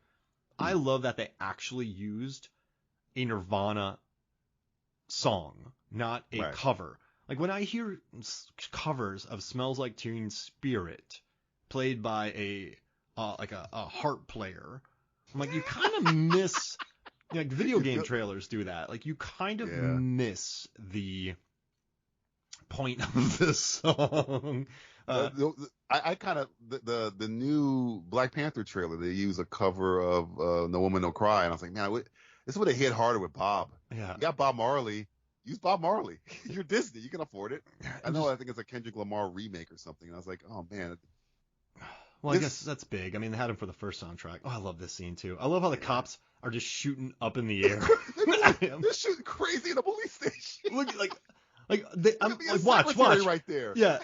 Like, how's that not murdering one person? Like, look at all those bullets. You could have shot other cops. Yeah. They don't give a damn. They really want the Batman. I love this shot though. This gives me a little bit of vibes of Forever and Batman and Robin, the Schumacher, the big, the tall, the gargoyle statue. I like him being afraid. Yeah. He hasn't done this before, because I think Nolan did the same thing with Bale when he jumped off. He leaving Gordon's office at one time, and he hits the fire escape. And when Robert Pattinson gets to the edge, he's like, "Oh, this is really, really high." I haven't done this that many times yet. I would have ended up in one of those buildings 40 yards away from the.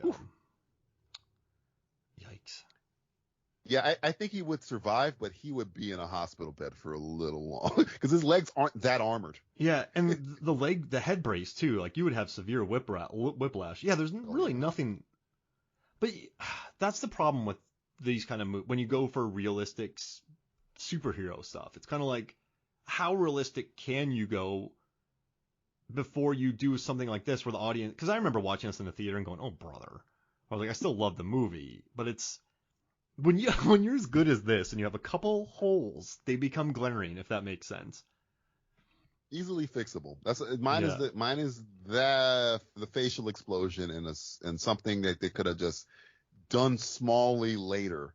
When I guess it doesn't matter. We've all seen this movie 1,000 times. But when when Rial gets shot with a high-powered rifle, and then later she's like walking around normal. I'm like, you got shot with a high-powered rifle. I'm not saying you should be dead. But you should be like, let's just feign a limp, anything. Just have 3 people helping you. You got shot with a rifle. Well, you're wearing a dress. You should be a lot more hurt than you look. She looked like she was fine. I'm like, it wasn't like a 22. It was a slingshot. It was a rifle. Okay. So that kind of bothers me too. But these are like things that's like, man, that makes it short of a perfect movie for me, but it's still, I love it so much. This scene in particular coming up kind of erases all that. The French Connection scene here. Oh, yeah, what a chick. And yeah, oh gosh, I love it. And I mean, or they could just put a magic blanket over her, like in Scream, that heals all of Nev Campbell's and Courtney Cox's stab wounds. It's called a healing blanket, Mark. Everybody has a healing blanket, all right? If you play Dungeons and Dragons, come on. Put the healing blanket. And like, quick, wrap her in the healing blanket. Yeah, where's this prop man? Fly it in. Yeah, fly it in. Magic blanket. Do you need some magic gauze? Yes. Please. Oh yeah, I love this, and I mean, the twins get beat up again. You get Catwoman coming back in. I dig the kind of ride or die relationship between Gordon and Batman. I like this. when I told you the first jump scare I had in this movie was when the Riddler's standing behind the guy and the senator or mayor or whatever, and then when he screams and hits him, this scene scared a lot of people in the movie when this car turns on, because I've never heard a Batmobile sound like this. Oh yeah, it's screeching. The tumbler growls like a lion. This screams at you. It is so loud. The sound design for this car is awesome. I don't know what the car really sounds like. I've seen behind the scenes footage. I think it sounds like a car. But the screeching and screaming of the jet engine is fucking great. I love it so much. If they do the Oscar ceremony and if this movie wins and they give it to the person during a commercial, I'm going to be very annoyed. Oh, because... Of course they're going to do that. The Oscars have been atrocious for a long, long time now. I have some friends over at the last Action Heroes podcast. Mm-hmm. And so they cover just action movies they love. But when I do my random awards, mid-year random awards, end of the random awards, he wrote me this long, one of the guys, there's 4 of them, wrote me a long write-up about how much they love the car and how it just made them like giddy hearing that thing roar. I mean, it just... Yeah. And then the lighting is, oh, Jesus, yeah. I love this, the way Penguin holds his gun here. Hey, vengeance! He doesn't care. I mean, he's a killer. Like, you don't get that far in an organization by being a nice dude who avoids violence. Yeah. Oh man, you got Gordon. I don't know what Gordon's plan here was. Yeah. There's like 5 guys. You got like a 9mm. You're in trouble here. But yeah, here comes. Man, I love these shots. Just the rain. I mean, it's a good way to light as well, but it also adds a nice mood to it. And it's good when you want to do like practical lighting. I mean, you know all this, but like when they don't want to just add a giant like moon tower above them, it's always nice to have the rain during the practical scenes. I still think the greatest example of nighttime shooting for me recently is Prisoners at the gas station. Yeah. Deakins lights. That's Deakins. Yeah. Deakins is the freaking man. Okay. I see it. Car. Holy shit. Okay, what happens here? The car stalls out, or is he just taunting him? Because I've had people tell me 2 different things. I mean, it wouldn't hit as hard if it just took off. Like, you gotta have... Maybe it's just working itself up. Yeah. It's stretching. How scary. It's like... And when I heard, he wanted to be like Christine from the Stephen King movie Christine, I was like, oh, that's perfect. That's what it looks like. It looks like a car is alive. It's going to eat me. That's what it looks like. That's a Batmobile. It's just such a practical vehicle, and I like it so much. And I think all the Batmobiles that's come out, I've dug for different reasons. Mm-hmm. I love this one because it's scary. This is probably the scariest Batmobile. I like Ben Affleck's one. I love the Tumbler. Is what a reinvention of a practical. It's like a tank on wheels. I mean, the '89 Batman mobile is iconic. Great grappling hook that can shoot itself up buildings. Right. Maybe I didn't like the George Clooney lighting. The glow in the dark one that much. Those movies kept the neon industry in business. Oh my God, yeah. For many years. So I mean, if you worked in neon in cinema, you love those films. Thank God Schumacher's here. Yeah. You know what I love too is Schumacher got Batman Forever done early and like under budget, which well, when you don't really care. Yeah, that's the stat that I love though, because the amount of bombast and extras and costumes in that movie. I mean, he was a costume designer, but seeing that thing just. That was shit in his living room. He already. Yeah, exactly. Jim, wear this. You're good. He's like, I don't know what's wrong. I got it done on time and like early and for under budget. You're like, what just happened? That made me so happy to hear that. And I love Penguin cheering too. Like, I got away from you. Imagine if this was DeVito in a car in his Penguin. No, in that duck that he rode around in. Oh God. I love this shot where you can barely see that, like, Batman is not even flinching. Yeah. Like, what? Nice try. What are you doing? He's like, ugh! I wish there was a logging truck, like in Final Destination 2. somewhere. We just did a sketch that comes out in August for, I'm making fun of the scene that comes out after this. Where Batman is interrogating, or Batman and Gordon are interrogating Penguin. And the line I wrote is like, hey, do you want to talk about how Batman probably killed like 27 people trying to arrest me on the highway? Because all these people are dead. Yeah. They're all too. Yeah, there are many casualties here. Parents are not coming home. Oh man! At the end of the day, even if they're not dead, they're not happy. No. I was just almost rear-ended by the Batmobile on my way home from work. I had to stop and get pizza. Thanks a lot. Thanks for forgetting the. Got a bat signal up my ass. Had a hood ornament. This drove right through my back window. The second unit earned their money on this if they shot, because I dig this. I feel like you kind of know where the cars are, you know the geography. I mean, the thing I like about this cut is that's like 8 seconds, 9 seconds, 10 seconds, 11 seconds. That's a long shot for a car chase. Right. He goes in the Batmobile. It's hard to tell. It drives through a concrete pipe here with no damage. It's fucking crazy. They don't make them like they used to. Yeah, so I'm like, okay. I did underground drainage work when I was younger. It's gonna drive through it, and I'm like, how the headlights aren't even broken. That's like some new polymer. Car. That's a new polymer. Polymer. It's the glass pipes. Yeah. That's what they drive through. Oh, that truck in the background just got. But I don't think Batman cares. I don't think Batman at this point cares about the little people. I told you at the beginning, he's not here to save anybody. He's here to punish people. Penguin is all he cares about. Oh my gosh. He does not want to lose. Hey, this is kind of similar. Those pallets falling. Some wood impales you. This is a very Dom Toretto move right here. 3. This is like Daybreak with Stallone is about to happen. That pipe right there. That is no. Pipe.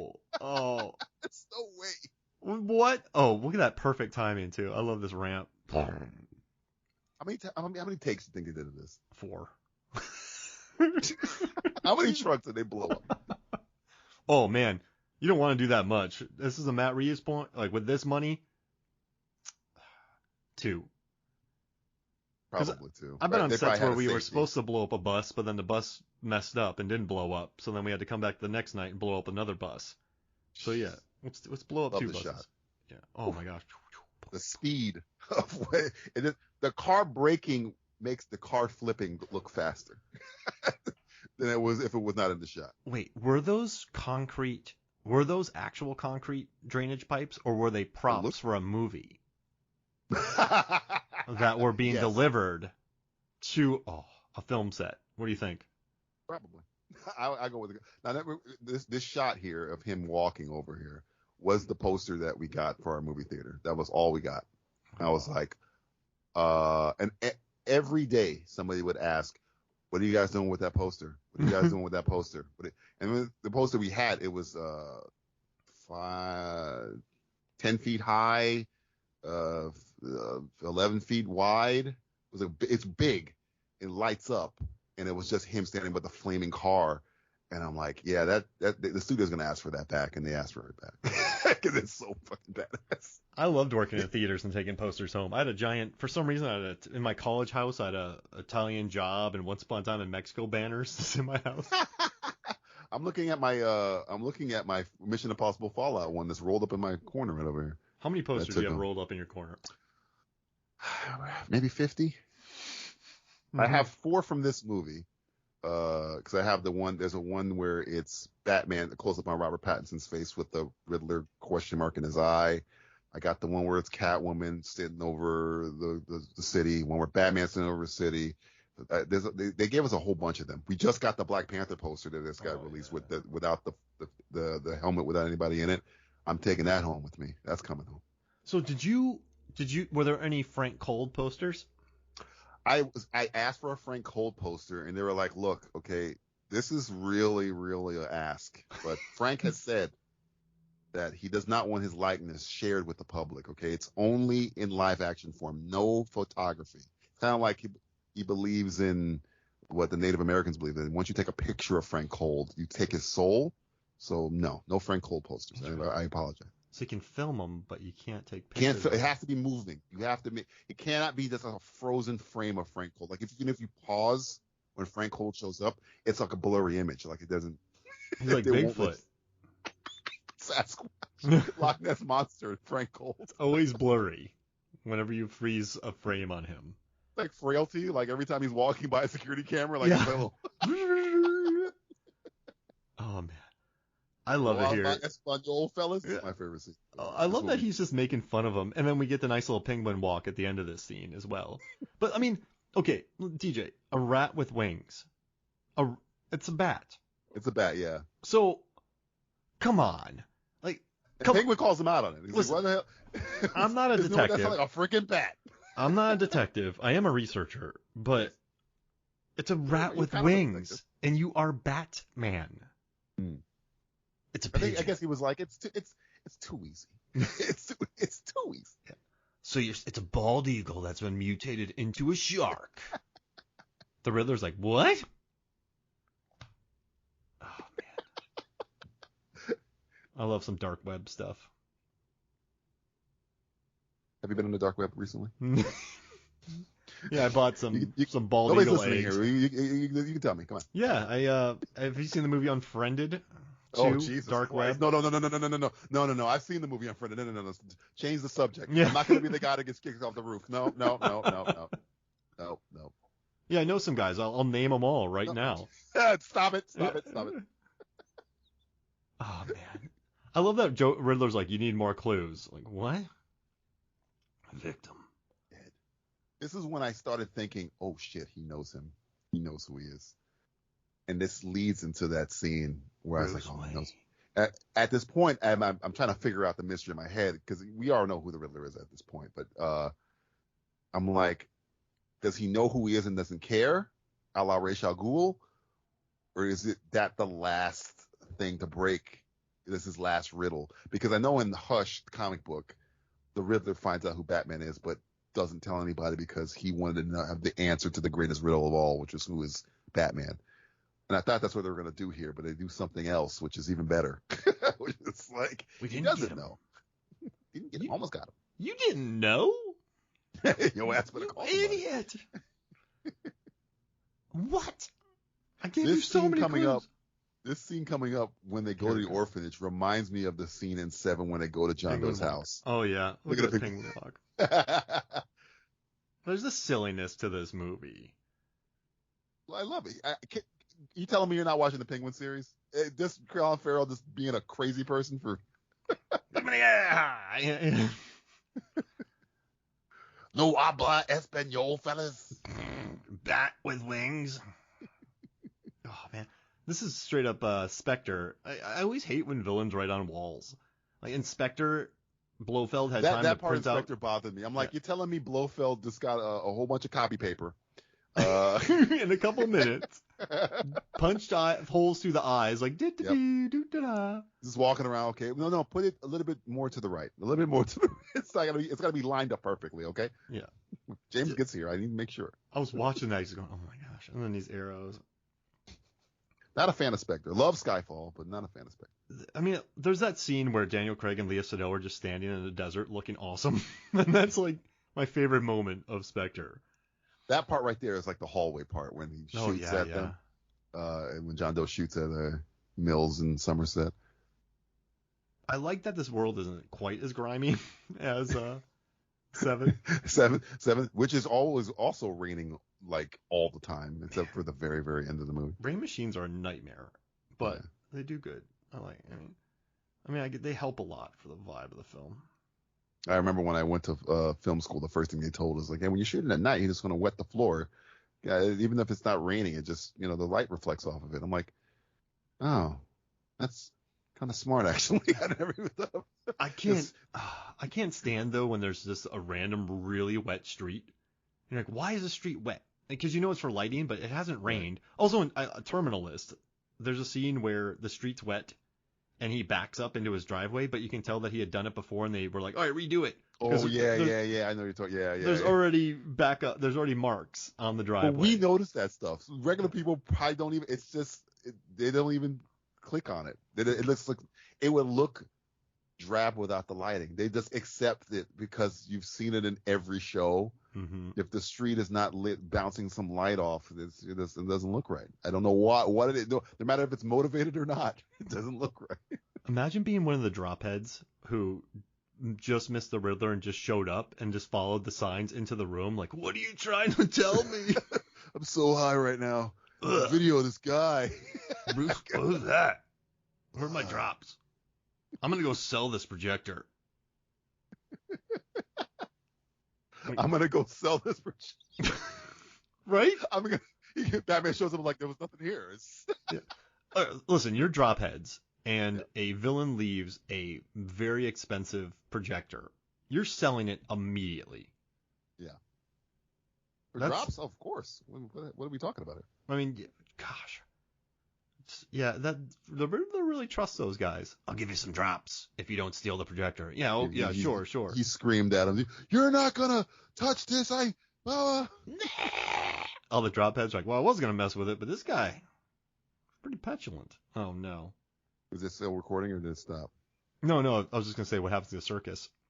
Oh yeah. This is the the Batman fireproof. That's a bad sign. That's all shit. And then he survives. Explosions don't do much in this world. No. It's blinking, too. The mailman was like, whatever. I guess it's fine. They don't pay me enough. Yeah, I don't care. No. Oh, man. What? You're too late. This is the Watchmen scene right here. I did it 30 minutes ago. It's already gone. You're up there in your tower. Oh, yeah. Oh, well, I guess he threw it. Yeah.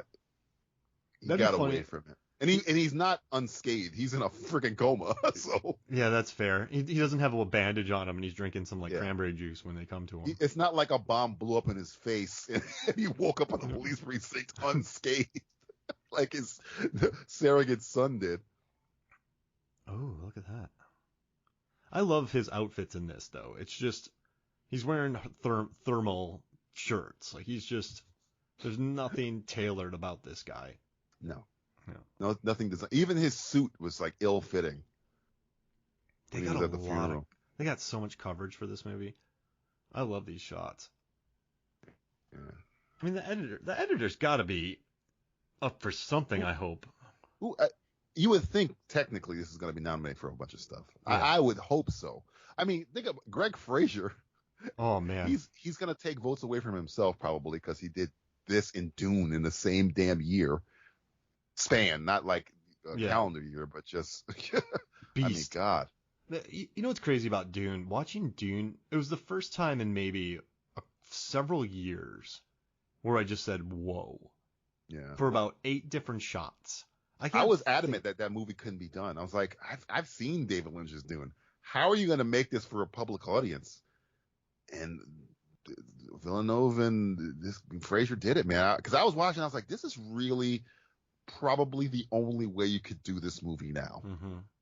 I couldn't think of like this could have been, done better if this guy did it. I was like, no, I maybe some, the hipsters are like, I did lean into the creepy, weird shit that David Lynch was doing. But I think this, for a mass audience, that's probably the best version of Dune you're ever going to get. Yeah, absolutely. I love to, Homeboy, the lead character, Timothée Chalamet. Timothée Chalamet, yeah. I like that he's a boss already. Like, I hate those movies where they train him to become the world's greatest fighter. Like, he's already a beast. Like, I like that. He's just never killed before. He's done all the other stuff. It's the killing part he had never done. So, he still knows how to fight. And like the mom, Rebecca Ferguson, they got cast. Ferguson's the best part of that movie for me. Everything she, like when he's doing the test, I forget the name of it. So I'm not even attempt it because I don't want any Dune fans coming at me. The test Frank with the Cold hand in the box. Systematic test. Yeah, right. And it cut to Rebecca Ferguson, who knows what's going on the other side of the door, and she's like holding her mouth. It's like, oh Jesus, she's killing it, man. Ferguson's awesome. He just keeps looking at that photo of Catwoman. Where are you? You need to do some research on how these contacts work. I know some people have probably asked before, but like, I love the Blade Runner way it works. Like he's recording and stopping and stuff. But it's like it's sending out a signal. It's recording. Still charged from like, 3 days have maybe passed, 2 days? I guess when you're a billionaire. Yeah, that's true. You just get billionaire toys. And you own one of the most technologically advanced companies in the world. You could probably come up with something like this. Yeah. I mean, I know that's a yada yada, but. See, again, you go to that bat signal. Batman's right there with now his girlfriend. So you're gonna roll those dice? I'm becoming Robin. I'm doing it. You're gonna cock block Batman right now? I think he's throwing you off that building. I'm just behind the light, and he just throws something back and knocks me out. What's going on, guys? Yeah. Hey, can I be your Robin? Hey, you're Batman. Come over here. Stand right here. Stand right here. Keep going forward. Yes. Close your eyes. Keep your eyes closed. What do you got for me? What do you got for me, No, Batman? don't worry. Just trust me. You want to be Robin, right? Robins can fly. Here you go. Right off the cliff. Oh, I forgot to put a hook on his leg. Oh, damn. My fault. I'm sorry. I didn't kill you, but I don't have to save you. Oh, man. What's that from? That's from Batman Begins. Oh, yeah. He tells Ra's al Ghul, which is, again, weird. It's like, I'm not going to kill you, but that doesn't mean I have to save you or some shit like that. He goes, bye. That's such like a cop-out, though. Yeah, I didn't like that. Here's C4 around your body. I'm not pressing explode. This guy is. It's the Simon Phoenix Demolition Man. Like, okay, I can't kill you, but Jesse the Body, can you shoot this guy over here? Love that shot. I have a poster of this too. That they gave us a poster of kind of this silhouette of both of them. She's good here. Yeah, man. I mean, she's been in the industry for a long time. I'm glad that she's done with like those Fantastic Beasts parts. Yeah, I mean, don't get me started on Harry Potter, but don't waste talent like that. She's good. She's definitely earned. She's been in the industry for a minute too. I always like it. Every thing that like everywhere there's nepotism. But I worked on a ton of film sets, and you would always get the producer's kid or nephew, and at first you're like, oh great, like they're not gonna work. But like I think I always drop that when I've seen them around for a couple months actually working. Like I think it's like you get all these people who are like Dakota Johnson and like Zoe Deutsch and all them, but like they've put the time in, so I got a lot of respect for them. And like so is Kravitz. Like she's worked. Like she's worked her way up. So like it's cool that like they stick with it. They probably had a conversation with like, look, you can come on this film set, but this ain't playtime. Yeah, exactly. This is my career. You know what I'm saying? Coppola, Sofia Coppola, same freaking thing. And though she's criticized for Godfather 3, like, Coppola was probably upper, like just laying waste to her and his sister. I was watching The Offer TV show. Oh, is that good? If you like The Godfather, you must watch that show. It's great. Just to show, I did not know how much crap it took to get that movie made. I had always heard little things here or there, but it is amazing how much stuff that Francis Ford Coppola had to go through. And just when he got Talia Shire to play, the sister or whatever, it was a lot of, you're going to be this part, but we're not going to, you're not going to be like cakewalking through it. You're going to have to put the work in. And Coppola gets crap for Godfather 3, but Ryder dropped out, and then she got thrown in. Like it's not. Right. And also Keanu Reeves gets a ton of crap for Dracula, Bram Stoker's Dracula, but Francis Ford Coppola was like, he's such a good dude, I just didn't want to correct him. And he's John Wick, so I don't want him to. Yeah. Come at me. It's crazy though. Like he's so nice and he tried so hard that I didn't want to be like, hey, Keanu, let's do something here. Like that's. Yeah, I think he was I think they could have given him something else, absolutely. In that movie, like Cary Elwes or something, Yeah. Cary Elwes' vampire movies, another good shot. But it's not real. Shadow the Vampire, Cary Elwes is in it. Have you seen Shadow the Vampire? That's Willem Dafoe, right? Yeah, class. Yeah, Oscar nominee, he's a beast. Yeah. Another guy that should have had an Oscar a long time ago. Yeah, I thought he was going to win for Florida Project. And he didn't. Who did he lose to for Florida Project? That's a great question. I remember when he got nominated. I thought that was the year. I was like, oh, good, because I love Willem Dafoe. He's another guy that just seems really cool, like down to earth, doesn't take himself too seriously, kind of dude. He's been in everything, so it's kind of yeah. 13 million. This is the hint to Hush, Edward Elliot. Oh, really? Yeah, they say Hush comes up on the screen here, and people think that might be a connection to the character Hush. Can you break? Who is the character of Hush? Hush in the comic books, there was a character that Bruce grew up alongside. He was Thomas Elliot. He was the son of he became a surgeon. And if you ever see a character in the Batman comic books, he's wearing like a trench coat, but he has like bandages all over his face. That's Hush. And he essentially knew Batman was Bruce Wayne, and there's a Hush right there. And he it was tied in with the Riddler storyline too, where he was manipulating all these villains to get that Batman, and he was the guy puppet master of the whole thing. He's kind of a villain. They use him on the new Batwoman TV show, and they mess it up. But yeah, he was a surgeon. And I think they did a animated version of that movie, and they switched it where Hush was the Riddler and Thomas Elliot wasn't Hush, because in the comic book Thomas Elliot is Hush. But yeah, he's more of a newer Batman iconic class villain there. But he's always tied with the Riddler, because that same story I told you where the Riddler finds out who Batman is but doesn't want to tell anybody, that's in the Hush story. Oh, got it. Yeah, a lot of people were speculating, right, that might pop up. Because it was.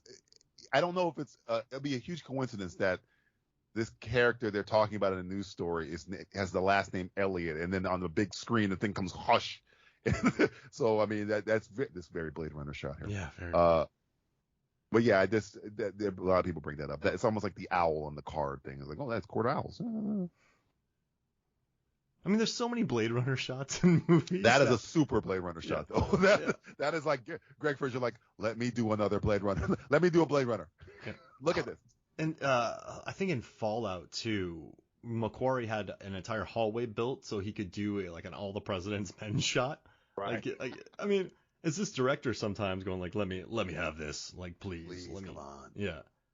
That's what pisses me off when we talked about this. I talked about this on two completely different shows. It's like Corey had a pitch for a Superman movie, and DC's heads didn't even look at it, because Corey and the Cavill were on Fallout together, and I got to talk, and he had a pitch for a Superman movie, and they were like, they didn't reject it according to him. They didn't even look at it.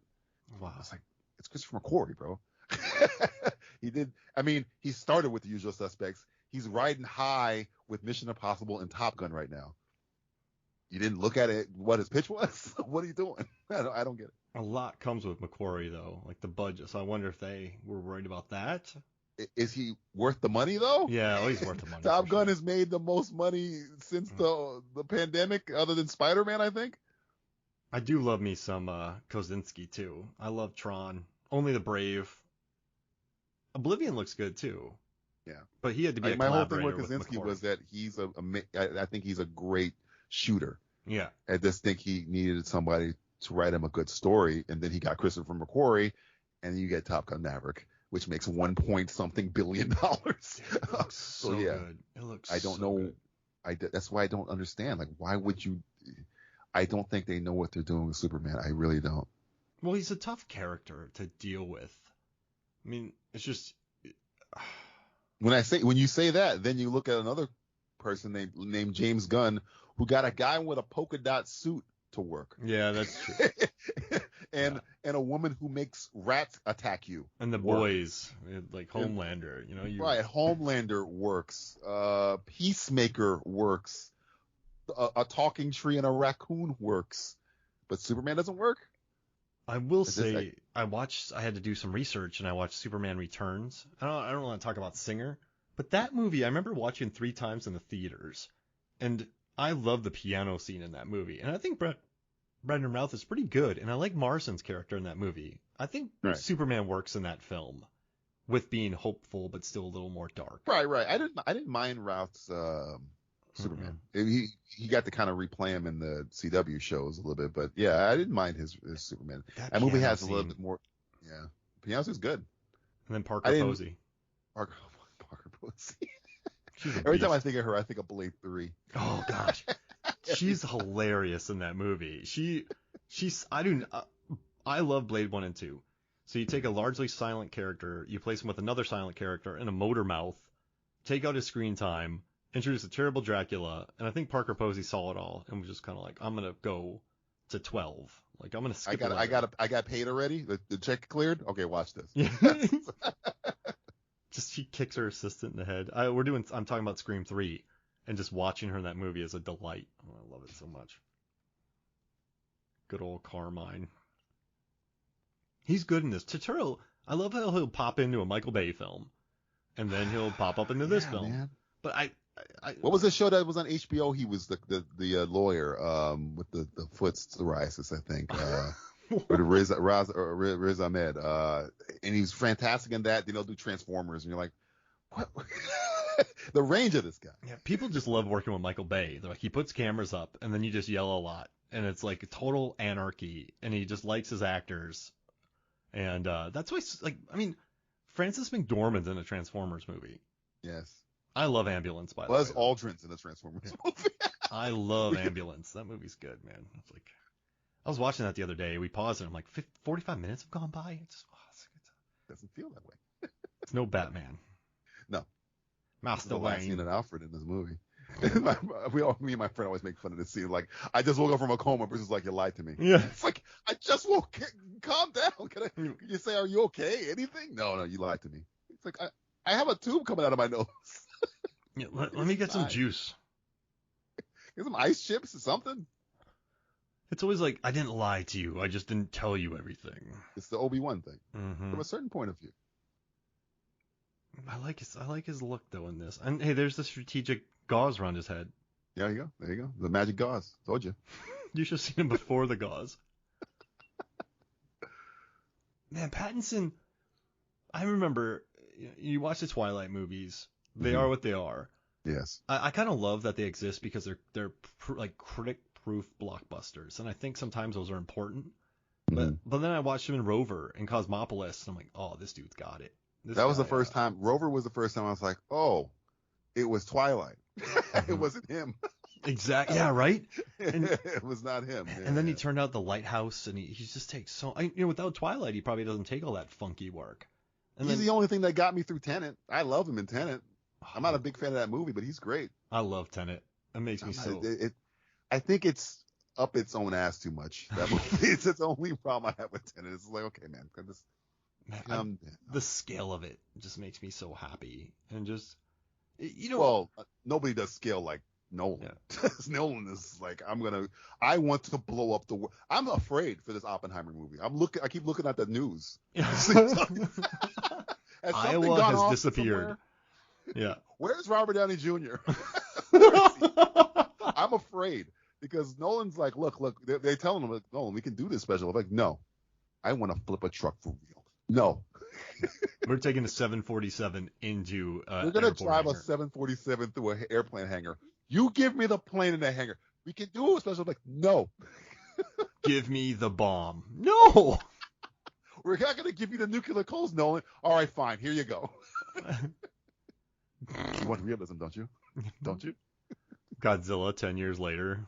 Like that was like his whole I don't plan. want him to do a Godzilla movie. I don't know. Because he'll create a monster that we can't kill. I don't want. The only way to make this movie real is if we really, radiate a lizard and make it 40 stories tall. I bet you he's currently doing tests on Guy Pearce, just waiting for him. Like he's been secretly drugging Guy Pearce since Memento, waiting for him to turn into a giant lizard. I just want to see my family.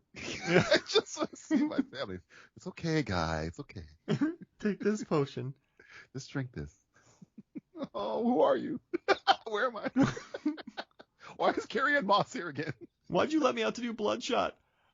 Oh God, why did he? I do love Bloodshot though. He's playing Guy Pearce is playing the same character in Bloodshot that he played in Iron Man 3. Yeah, skeezy. Yeah, listen. That's a separate episode, but I do an anniversary episode of Bloodshot every year though, so you can join us next year if you'd like. We've already done 3 episodes dedicated to Bloodshot. Good old Bloodshot. I like the way they carry this. So you have like a one shot, then over the leg, then you have the OTS.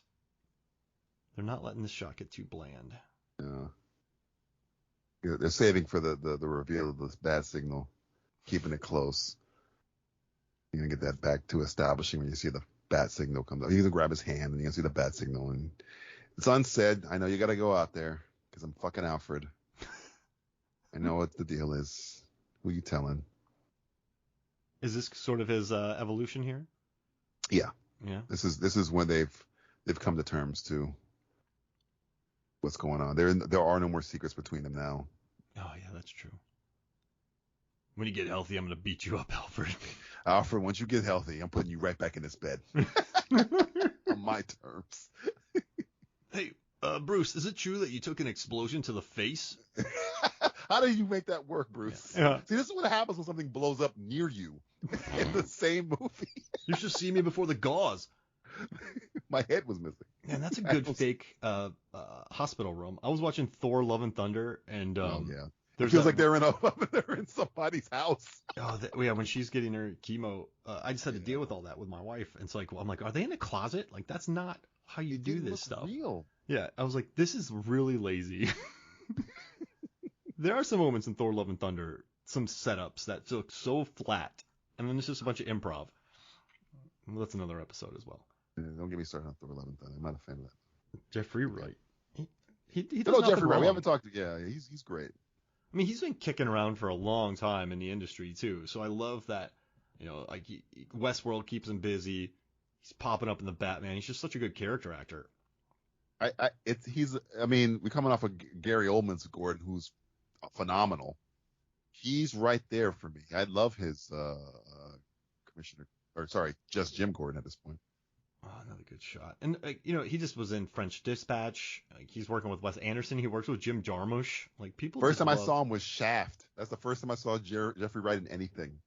He's playing a Puerto Rican gangster. And I was just like, I don't know about this movie. Guess who Christian Bale's in that movie too? Eventually, he would work with a Batman again. Oh yeah, he was in all the Hunger Games movies. Yeah, he is. But I like her in this scene too. I like that she leaves, then she ducks out. Like, how are her hands not tore up when she slides? I gotta look for gloves on her hands here. Is she wearing gloves? I think she might be wearing. I mean, she has those nails. Those nails are like adamantium. Yeah. I hate it when I see people sliding down ropes and their hands are fine. Yeah. It's like your hands. Even with gloves, that shit would hurt. They look like spaghetti. Yeah, exactly. Yeah. I like her little. It's like a balaclava that's been repurposed. Cut them out though. Let me see your nose. I might know you. I need her to get the goggles. That's all I want. I have no problem with her outfit. This is why I think I like Hathaway's suit better, because it has the goggles. Her goggles are cool because it makes the cat ears. It's kind of practical. That was fun. That was cheeky. I like that. I felt bad for Hathaway when she had to get on the bat bike and like do that pose. I'm like, come on. Nolan, come on, man. Think about that movie that people forget. She kills Bane. Yep. She blashes knocks him in the next week. Yeah. I was like, if you look back, it's like, whatever happened to Bane in that movie? He kind of disappeared. Because Catwoman shot him with a fucking cannon. And then Marion Cotillard has the greatest death of all time. My father's work is done.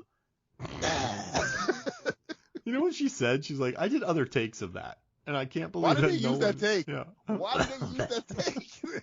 That's what she said too. Like, I did. Somebody asked her about that. They really did. Yeah. And she said, I did many other takes. I have no clue why he picked that one. Now I'm upset. What? She must be pissed off that they used that really. Because I'm like, why are they using this scene? What? That shot? It feels like it was a joke, like a spoof. Yeah, I don't. Maybe no one does have a sense of humor. Maybe she made him mad on set. I'm gonna make you look like an idiot. I'm At the price of my own film. You're getting memed. I do love her. She's in a movie called Rust and Bone, where she gets her legs bit off by an orca because she's like a SeaWorld handler, and then she becomes a manager of bare knuckle boxing. What a weird arc. Yeah, it's wonderful. This guy looks like Owen Wilson in Loki, by the way. He needs his jet ski. They need a Funko Pop with Owen Wilson on it. He hasn't been on it yet. They can't make a Funko Pop with something that's never happened. Yeah, they can. Yeah, they can. They can make a Funko Pop. I mean, they have Frank Cold. Yes, they do. I own a Frank Cold. I got Frank Cold at the beach. I got Frank Cold at the zoo. You got the SDCC one? Yes, of course. Frank Cold at Halloween. He's wearing the the orange pumpkin suit. I almost sent you a message the other day for my birthday. My wife got me the Timothy Oliphant Mandalorian pops, one with the helmet, one without. So I have two Timothy. Who the hell would get the one with the helmet? It's Timothy Oliphant. Well, yeah, she didn't know the one without existed, so she saw it and was like, okay, cool, it's close enough. And then she found out that the one without it was like, okay, and then she paid like $40 for it. So I have two Oliphants next to my Ben Mendelsohn. I mean, that is a handsome son of a bitch. Timothy Oliphant is a handsome son of a bitch. Yeah, you're just. He has maybe the greatest hair in Hollywood. Oh man, great hair. I'm black, and I still wouldn't want hair that good. Give me that hair. She's really good. Oh, that's like a steel cable too, and she grabbed it sliding down. I didn't look for her gloves. Damn it. It doesn't matter. Those things would be ripped to shreds on that. Yeah. Die Hard with a Vengeance told me that. Yeah. Yeah, I just love this, like the way they can operate like this. This really is next level. This wall, like it just looks. Did you do any research on what those things are on his forearms? I thought they were pixie sticks. Batman needs a sugar boost. Batman needs sugar. I need sugar. You know, Alfred, I need sugar. Pixie sticks. That's the way. You know you're diabetic. Too much sugar. Up your foot. No, I did not though. I did research the suit though. They wanted to make it very functional. They wanted to make it, I think exactly like you said, just kind of scary, but also but not Batman Forever-esque. No nipples.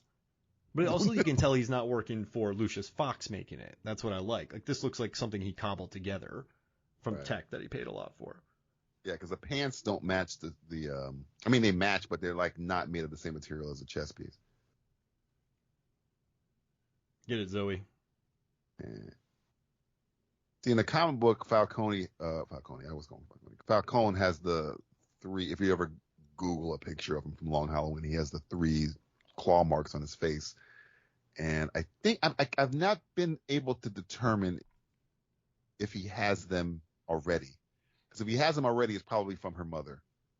And if he doesn't have them, she gives it to him later when she scratches his face. But yeah, that was always where, when you look at him in the comic book, that was like his trademark thing, was the claws on his face, the claw marks on his face. Oh, that's cool. Yeah. I think he has it on his face right there under his right eye. And that's where she claws him later. And they never say this. This is just me making my own history up out of the movie. I always think that's probably came from her mother because he killed her mother. Oh, I see him. Yeah. And I think she scratches him in the exact same spot. Let me ask you a question. You're a bouncer at a bar. I was a bouncer for many years. Mm-hmm. It keeps getting attacked by Batman. What are you gonna do? It's Batman. When do you quit? Like when do you? You can't quit. You're working for a mobster. You can't get out. Yeah, it's just, what's going on, Hoff? Batman came back. I got. How many teeth you lose this week? I have none left. I have none. It's all dentures. It's just, and then they're like, "Why didn't you do anything against Batman?" Why didn't I do anything against Batman? A man that's fully armored. Whose job it is to beat my ass. You're not. He has it on his face already. I can see him now. They're on his right side of his face. I'll be like, I shot him in the back with a shotgun. There's a guy.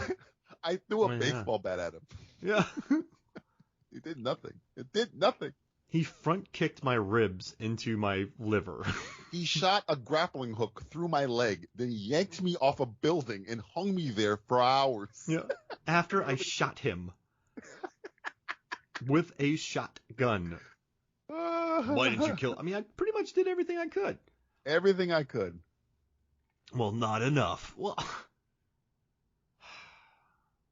like I took out Frank Cold for you that one time. You should have shot her. You should have shot him in the stomach, then say that. Let him ask why. Don't tell him all their business before. This is kind of a rookie move on her part. She should have shot. If she was going to shoot anybody, shoot the bouncer first, then shoot him, and then say, I'm Maria Kalskin. That's why you never work as the bouncer. No, not in Gotham. No.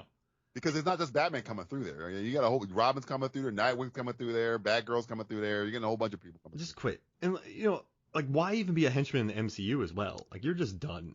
Like just don't even be a cop. At at least, when you're working in Gotham, you got like, it's a bunch of you. And MCU is like militarized henchmen. Yeah. These are like mobsters. And even if you're not dealing with Batman or the good guys, sometimes the Penguin's dealing with the Joker. Joker's men. So if you're working for the Penguin, it's like, okay, Batman's out of town. Oh crap, the Joker's here with his men. Now we're fucked. Is that Bane again? Is there Killer Croc? Jesus. Yeah. Can I get Harley a week Quinn off? just broke my legs. Remember in Suicide Squad, the bad one? He just breaks that guy's knees. Oh yeah. It's just come on. Yeah, just don't be a henchman. Another hallway fight. I mean, I'm emptying a clip at him. He's just walking at me like, what? I think they just said I wanted one of these fights, so then they had to figure out how to do it. Lit by gunfire. Greg Fraser filmed the Dune fight, the Dune hallway fight, and then this hallway fight. It's pretty good. I'm telling you, once Deakins retires, I think my bet is on Fraser, best DP in the business. I'm thinking. Yeah, him. Hoyt van Hoytema. Who? Hoyt van Hoytema. Oh yeah, people like him a lot. He's great too. Something about Fraser speaks to me. Oh yeah, no. Listen, this is not going to sound. I'm not trying to sound insulting, but he just knows how to frame a shot. I don't think he cares about bells and whistles. He knows how to light. He knows how to shoot. He does play with like the rule of thirds. He knows when to center a shot. Like there's never an unnecessary framing. I've been watching some shows. Oh, there it goes. Yeah. I love that Brolin just made a new show on Amazon. Outer Range, I think. Yeah, and I enjoyed it, but there's some shots that are completely stylized and totally unnecessary. I hate totally unnecessary shots, and like Fraser does not waste his time with that. He just wants he wants functionality, but it just looks good. Hoyt van Hoytema is good though. I forgot about him. He's right now he's blowing up the world, but in Oppenheimer. One scale. Where can we blow up? Like a studio executive. Nolan's talking to every prime minister and president of every country. Can I blow up your country? Yeah. Which country will allow me to blow it up? Where can you give me 200 square miles? I just need to blow something up. Michael Bay. He's like Michael Bay, but artistic Michael Bay. Yeah. Let me blow up something, please. I win an Oscar for this explosion. Oh no, this is not good. He's getting played here. He's gonna take him into the light. He is. It comes the scene where he looks up at him. You think I'm afraid of you in that suit? Get out of here. That mask and that cape. Oh man, I love Totoro. But it's just a nice OTS over here. Like, just they know how to capture it. Yep. I know it's 101 filmmaking, but I like it when they just trust the shots. Right. There's no reason for that wall to be red. It's red. Yeah. It's cool. It's a club. Like, that's all you need sometimes, right? Where it's like, why is that wall red? They're in a club. Oh. Yep. Okay. That's fair. That works. They cut a shot here after this assassination where he's I saw a deleted scene or something where the cops are all rushing to the diner and Batman's like walking among them and it looks so cool. Like, oh man, why they cut the shot? I know it's just an embarrassment of riches. How fast was he able to get that cappuccino? That's my question. So that's true. I mean, it's Gotham. It's late night, you know.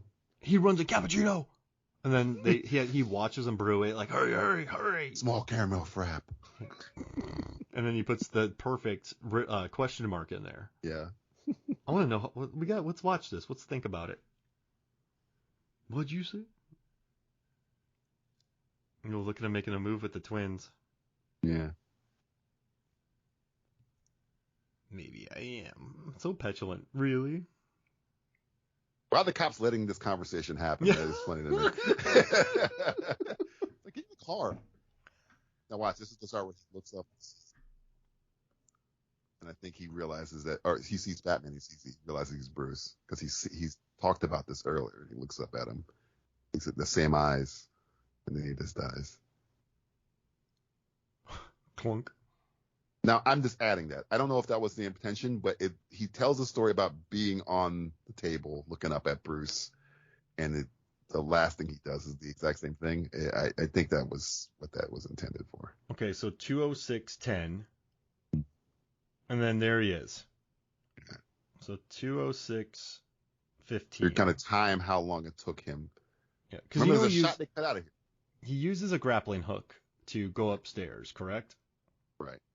Okay, so he's probably down to like the 4th floor by now. He's like, I need a new job. Dude, there's a time jump there. That could be any time. We lost the time. Yeah. Could be anything at that point. He's moving pretty quick here. Yeah. Yeah, I guess he could have made it. But imagine if there was 18 people in there and he had to wait to get his cappuccino. Guys, hurry up, man. Hurry up. I gotta get my signature. Hurry up. Well, if he walks in there with a high-power rifle, I think he'd clear out the building pretty quick. I will give you $30 to make me a cappuccino. And this reminds, the way the set dressing is for here, it just reminds me of John Doe's apartment. Oh, yeah. In 7. It's with the books and the, None of this is an accident. Like, everyone knows. The yellow light. Yeah. I just wish they would have, like, filmed it on film and then just scratched every frame of it to get it. Play the credits backwards at the end. There's a shot earlier, we missed it, where they show Riddler looking out that window. I think it was the first 20 minutes. Matt Reeves had retweeted it out. Somebody had pointed it out on Twitter, and Reeves said, "Yeah," it confirmed, like, "Yeah, that's the Riddler right there." Like he was looking out of the window. I think it was when Catwoman was either leaving her apartment, or it was something with Catwoman. And if you look at the top left, or entering the club or something, and you can see somebody looking out the window, and that's supposedly the Riddler. Wow. Yeah. I want to see Elvis next to him in Marilyn Monroe. I mean, that's a shot right there when he's sitting in a diner. He's there trying to arrest the Riddler, but they're like starstruck, like, we'll get to you in a second. Elvis. Oh, no. It's just me, Bruce Campbell as Elvis. A Big Bubba Hotep. Could have been banana and peanut butter sandwich. Then Anna Darmus is like Marilyn Monroe. We're like, wait, what is happening? Yeah. Well, there he is. Reveal. That'd be funny if it was someone who wasn't the Riddler. I mean, like, sit down. It's like, I don't know what you're talking about. And then they go 3 over, and the Riddler's sitting there. Guys, I'm over here. No, they don't even arrest the Riddler at all. It's like he's aroused by this. Like he's getting sexual gratification. Oh, yeah, he is. Oh, yeah. Paul Dano. It took me until he was cast as the Riddler to see There Will Be Blood. It took me a very long time to watch that movie, and then I watched it, and I was like, holy shit. It took you that long? He is really good. Oh, yeah. For some reason, I had not watched it yet. It wasn't like I was avoiding it. It was just like I never got around to watching it. And then when he got cast, I was like, okay, I've seen Little Miss Sunshine. I've seen, a lot of other stuff he's done. But I've never seen There Will Be Blood, and I watch it. He's amazing. And he's amazing twice in that. Timothy Olyphant's in The Girl Next Door. He is in The Girl Next Door. That'd be funny if it just wasn't him, and he's just like, I think we grabbed the wrong guy. This guy's hair is too beautiful. I think it's Timothy Olyphant. I love that the tool from the beginning that they looked at comes back into play. Yeah. Well, Batman and Gordon probably told him, like, yeah, you use infrared light. Look for everything. Now, this is leading into where he thinks Riddler knows who he is, and he's the end game. I have something to tell you. And it's the shame. When we see Bruce later, it's like, it might not be, I just read shame on him when the Riddler keeps saying his name. And it's like, oh, fuck. Such great, I mean, and it sounds really silly, and it probably is. I mean, I'm not a super film aficionado, but like this, Robert Pattinson's eye acting in the next scene is so freaking good because he doesn't say anything. It's just, but you know exactly what's going through his head, which is like, shit. That's got to be the hardest kind of acting, because you don't want squirrely eyes. Yeah. You don't want to look like you're trying to blow a hole through the table. You're not trying to give someone the Eddie Griffin crazy eye from the new guy. Mm-hmm. That's pretty tough. You got.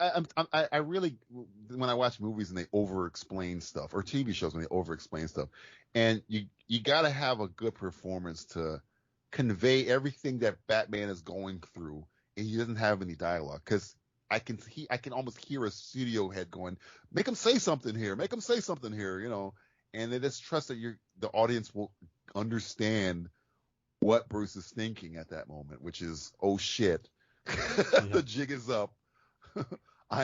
He knows who I am. Oh shit, he doesn't know who I am. Because that's what he's thinking in that scene. And he does it all without saying a word. It's just his eyes. You know, it's interesting you say that. And I've listened to a decent amount of commentaries, done a lot of research, and I recently watched Breakdown. And I learned that Kurt Russell cut most of his lines. JT Walsh cut most of their lines, right? Because we can show this. Like, we don't have to say it. And I wonder if they had that discussion on set. Like, just let Pattinson, oh gosh, the bat, he finally gets it. Just let Pattinson do it. Like, trust your actors. I think that speaks so much. I hate in movies. One of my biggest things about movies is when like, DJ, we're brothers. We've known each other we're not really brothers because we met when we're family. Yeah, we're family, but we're basically brothers. And we met 15 years ago on that playground. Do you remember? We ran that playground 15 years ago, and you saved my life, and you told me if there was going to be a time when we would join up and fight the bad guy, it would be a time like right now. Well, this is that time. Stop. The writer is just filleting himself, just writing so much. You don't need all that stuff. Yeah. And that's exactly on this. Like, I love how they just allow him to exist in that space. Like, that's trusting your actor. And Keaton cut most of his lines as well as Batman. Look at what was that movie? Didn't Kurt Russell do the same thing for Soldier? Yeah. So yeah, you don't need. I'm watching. I'm talking about this on our upcoming show. I'm watching Jen D. Tartovsky's Primal series, where there is no talking. It's just a caveman and a dinosaur for 12 episodes. I think there's one word said in the entire season. Oh wow! And you know exactly what's going on. It's a guy talking to a dinosaur, but he's not talking to him. It's just visual storytelling without dialogue. You can do it, and you'll understand everything that's going on. You don't need to exposit every little thing. You see his eyes? He's just looking. He's like, oh shit, I am the target. I want to see him. He doesn't say, oh no, he has to. Right. Like the little flinch right there. Like it's organic eye acting. Yeah. Oh, there's the dark web where you live on a lot. A lot. How many dolphins have you sold on the dark web? This week?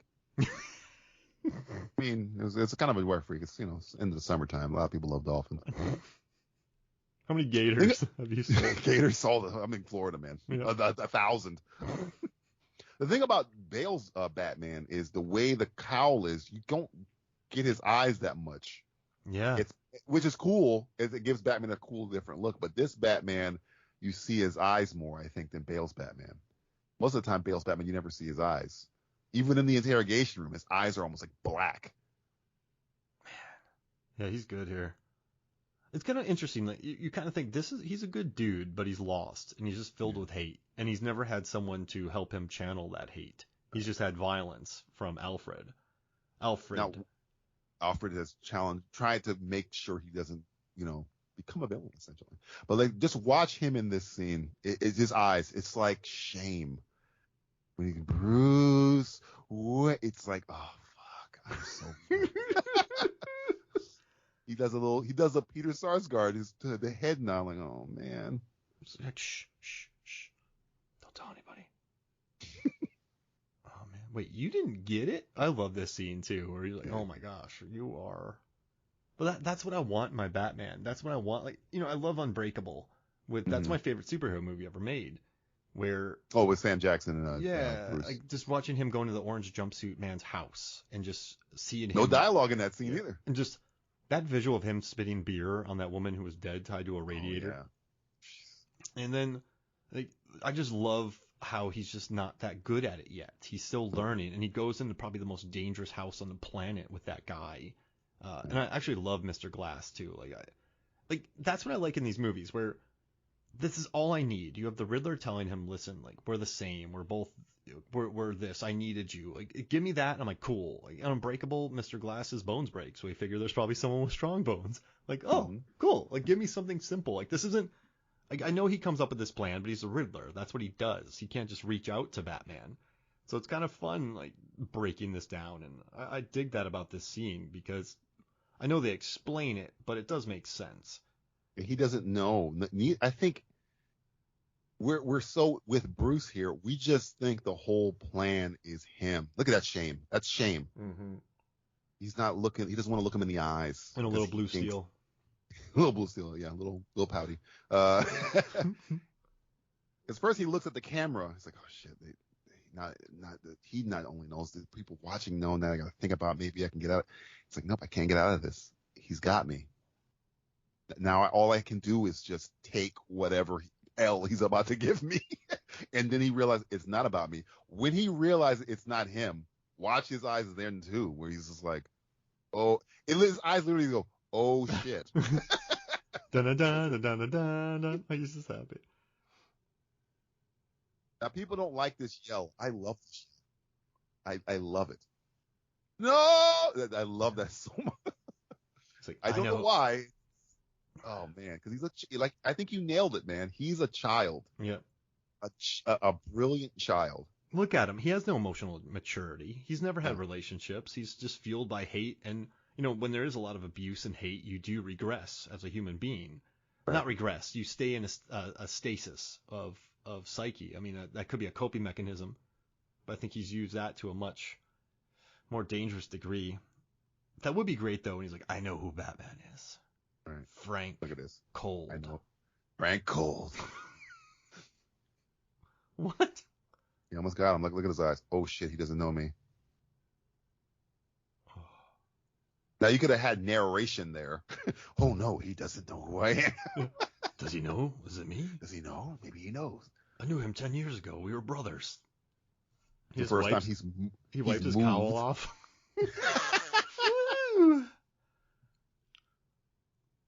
I mean, it's relief, and now it's terror because, oh shit, if I'm not the end game, what the fuck is the end game? I do think with this guy, with Riddler, there's a very kind of entitlement to him as well. Like, he's on the web. He's filled with hate. He wants to kill. I am right. He's probably with other people who are, on the dark web, who are very entitled, who feel like this is ours. We need to fight this. This is why we do this. Right. So, yeah, I mean, when he loses, like, that entitlement, like, he's so certain of it. Mm-hmm. I'm not physical. This is the Mr. Glass scene you're talking about. What's that ring he has around his neck? I think it's a collar. It's chained, right? I think it's chained down to the desk, I think. No, because he walks around later, so I don't know what the hell that is. Is it tied to his arm so he can't? I think it might be tied to his arm and then tied to his feet so he can't run away. Like, he can't make sudden. Because he does walk around later. He couldn't take that thing off of his head. You're a pathetic psychopath. Prima donna. Pimple popper.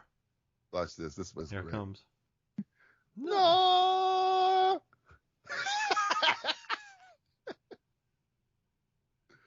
That's a child's response. Yeah. That's a kid. Little baby. We've seen this kid in Toys R Us who wants the toy mommy won't buy him. That is exactly what's happening right here. I had it all planned out. I was going to get the G.I. Joe with a Kung Fu grip. He was going to. Mommy won't give it to me. If he could, he would kick Batman in the shin right now. Yeah. Yeah, it's chained to his arms. But why? So if you have that amount of restraint on you, you can't, one, reach for a cop, one, run really fast. Oh, because it's attached to his neck, so he can't reach out. Right. He can't reach out to grab anybody or sprint or anything. You have to kind of like penguin walk around. Got it. All right, I get it now.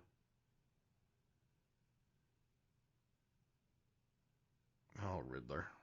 I like the fluorescent lighting here. It's gone from very warm to fluorescent with him and cold. Did the cops break his glasses in the diner, or did he get his glasses broken while he was in prison? I don't remember his glasses broken in the diner. I mean, they did smash his head into. That'd be better if he had a piece of pie and he got his head smashed into that. that like cherry pie was still stuck to his face. I think if I had to guess, Pattinson's ad-libbing this punch. I bet you the prop guy is going, oh no. So please don't hit it that hard. Come on. I wish he was singing Slow Ride or something instead. Now, the song he's singing is the song that was playing in the beginning. Oh. Ave Maria. Well, then Slow Ride should have been playing in the beginning. Slow Ride. Take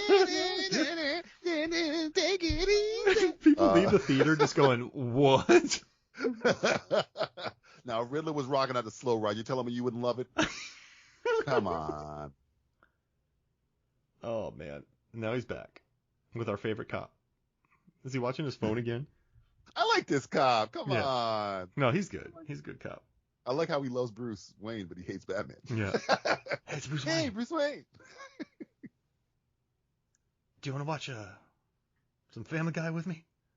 Hey, man, I got these 2 tickets to the baseball game. Gotham Knights. Bane won't be there. Bane won't blow up. They fixed the stadium. I would like to hear Petty Jigsaw. I did a skit for one of your episodes on. Yes. And I would love to hear.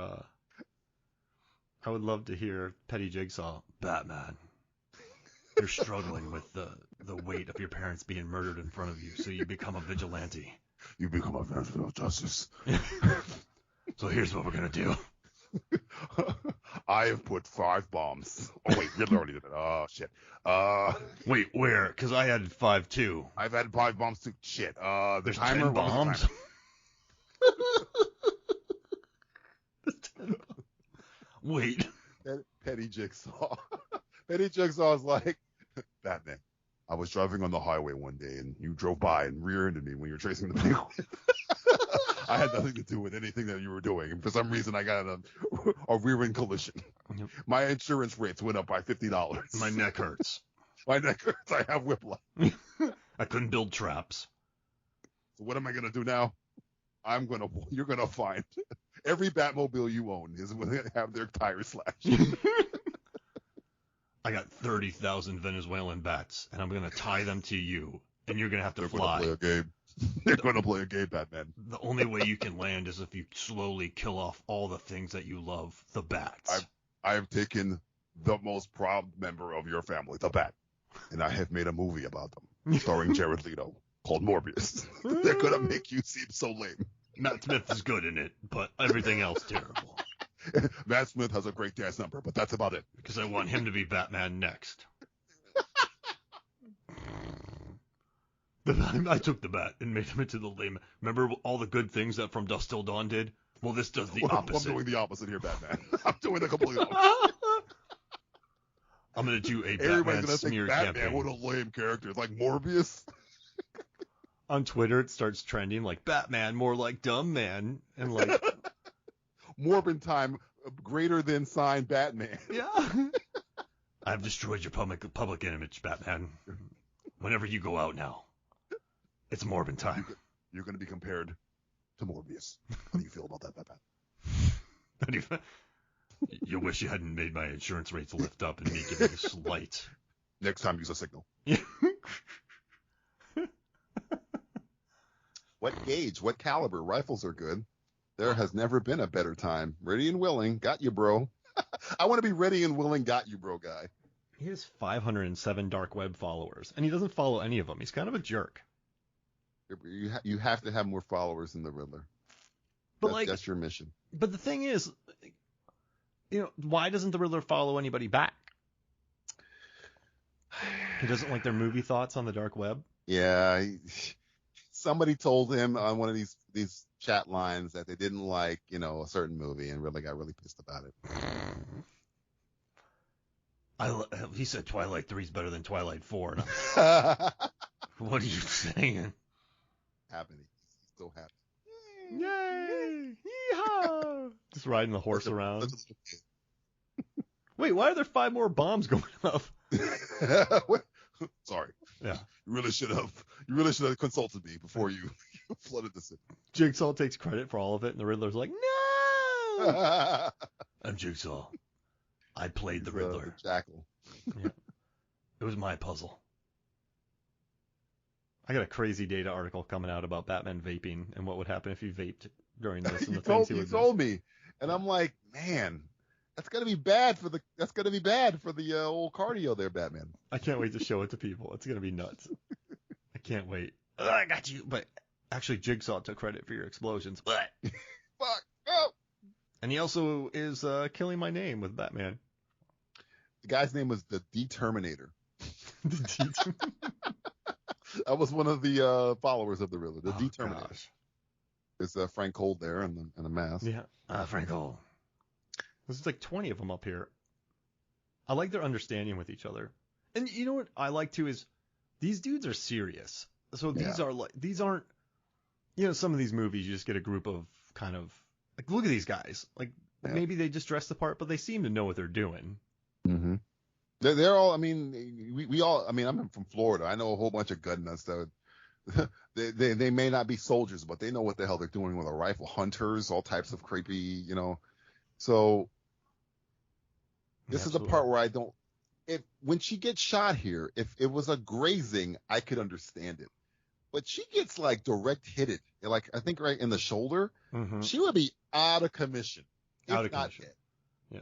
At least put a magic were blanket like to shove her right at the last second and it was a grazing, maybe. But man, they're not using pea shooters, man. Those are deer hunting rifles. Yeah, and probably the lethal bullets. Like they're going to hurt people. Yeah. Man, it's once again, when you make a movie that's so good and then you have those not glaring, but minor, pretty big, not plot holes, but things that feel out of character, you just notice them so much more. But then you watch something like Moonfall, which is the greatest movie ever made, Patrick Wilson forever. Yes. And it's all so silly and stupid and insane that you're just sort of like, oh, okay, cool.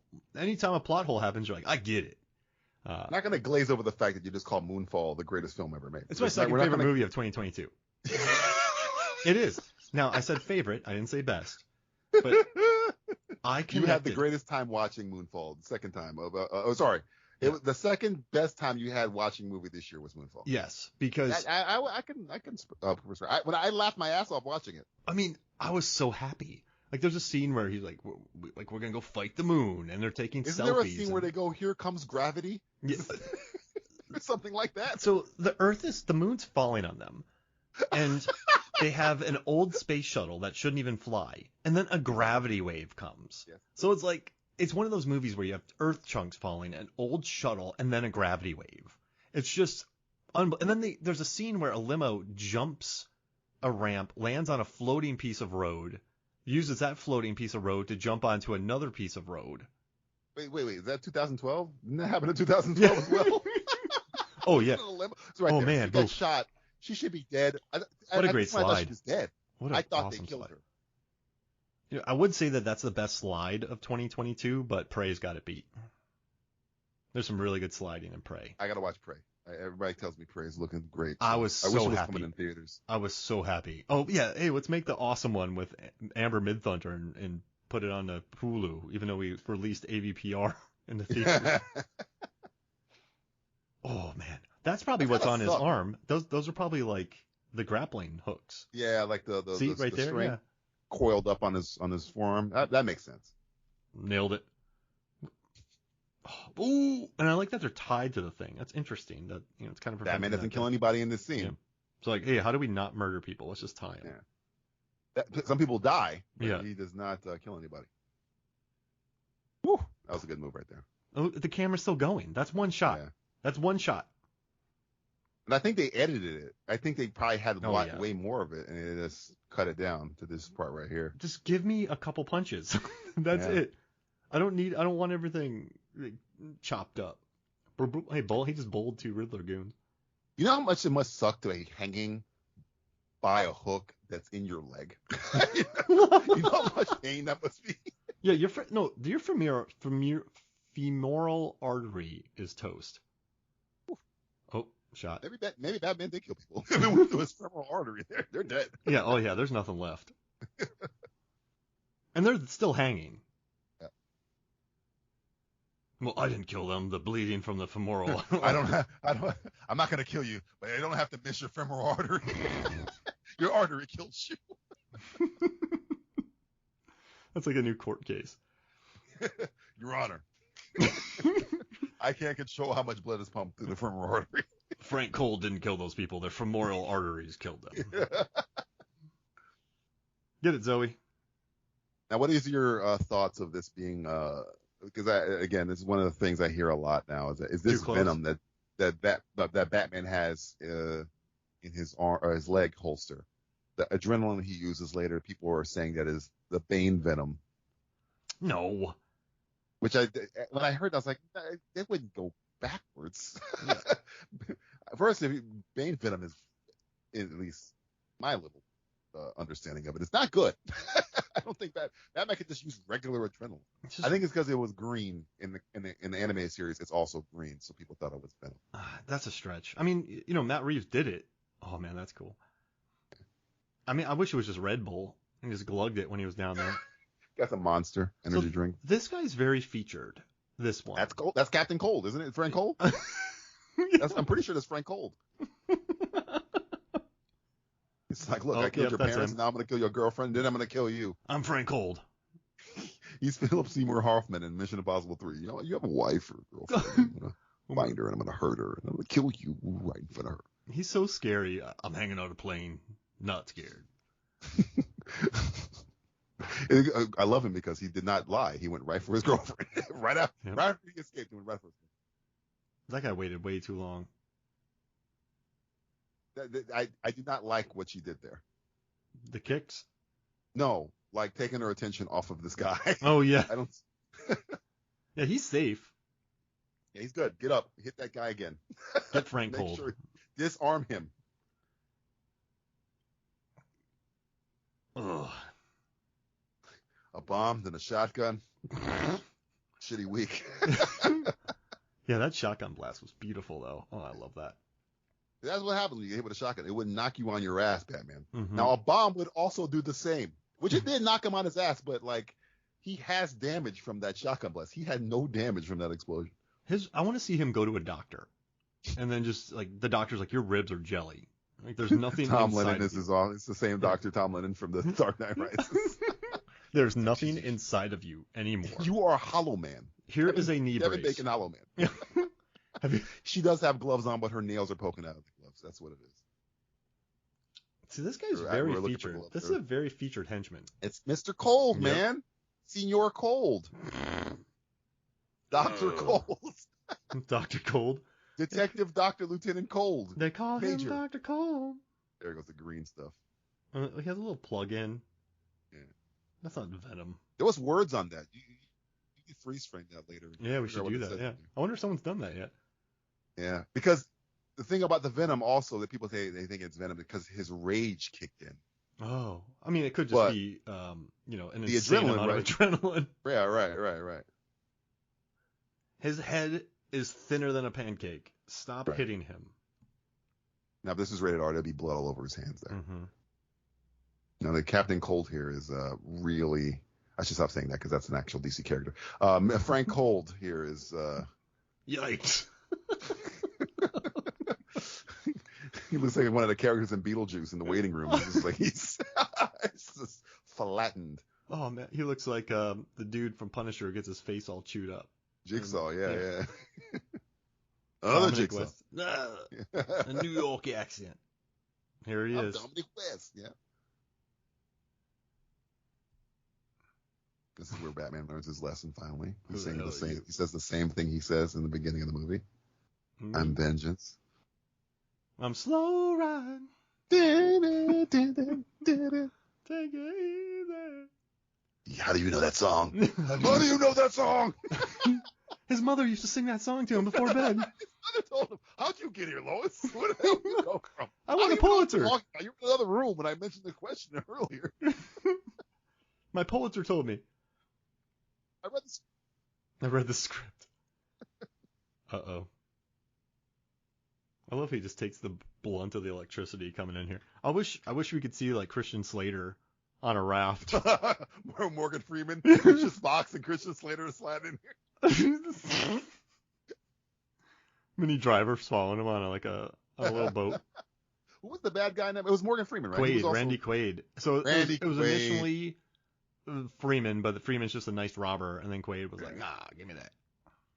He's the is that 310 to Yuma, that movie? Is he the Russell Crowe, Morgan Freeman, and Randy Quaid's the Ben Foster character? Oh, I forgot about Ben Foster in 310 to Yuma. He's in that movie. I love that movie. I gotta watch Hell or High Water again. Great movie. This is kind of anticlimactic too, where it's like, is he okay? So I thought he was gonna disappear and they wouldn't see him for the rest of the movie, like until like the very, very end. Christian Slater zooms right by. An alligator from X comes by and eats him. Thank God, I was hungry.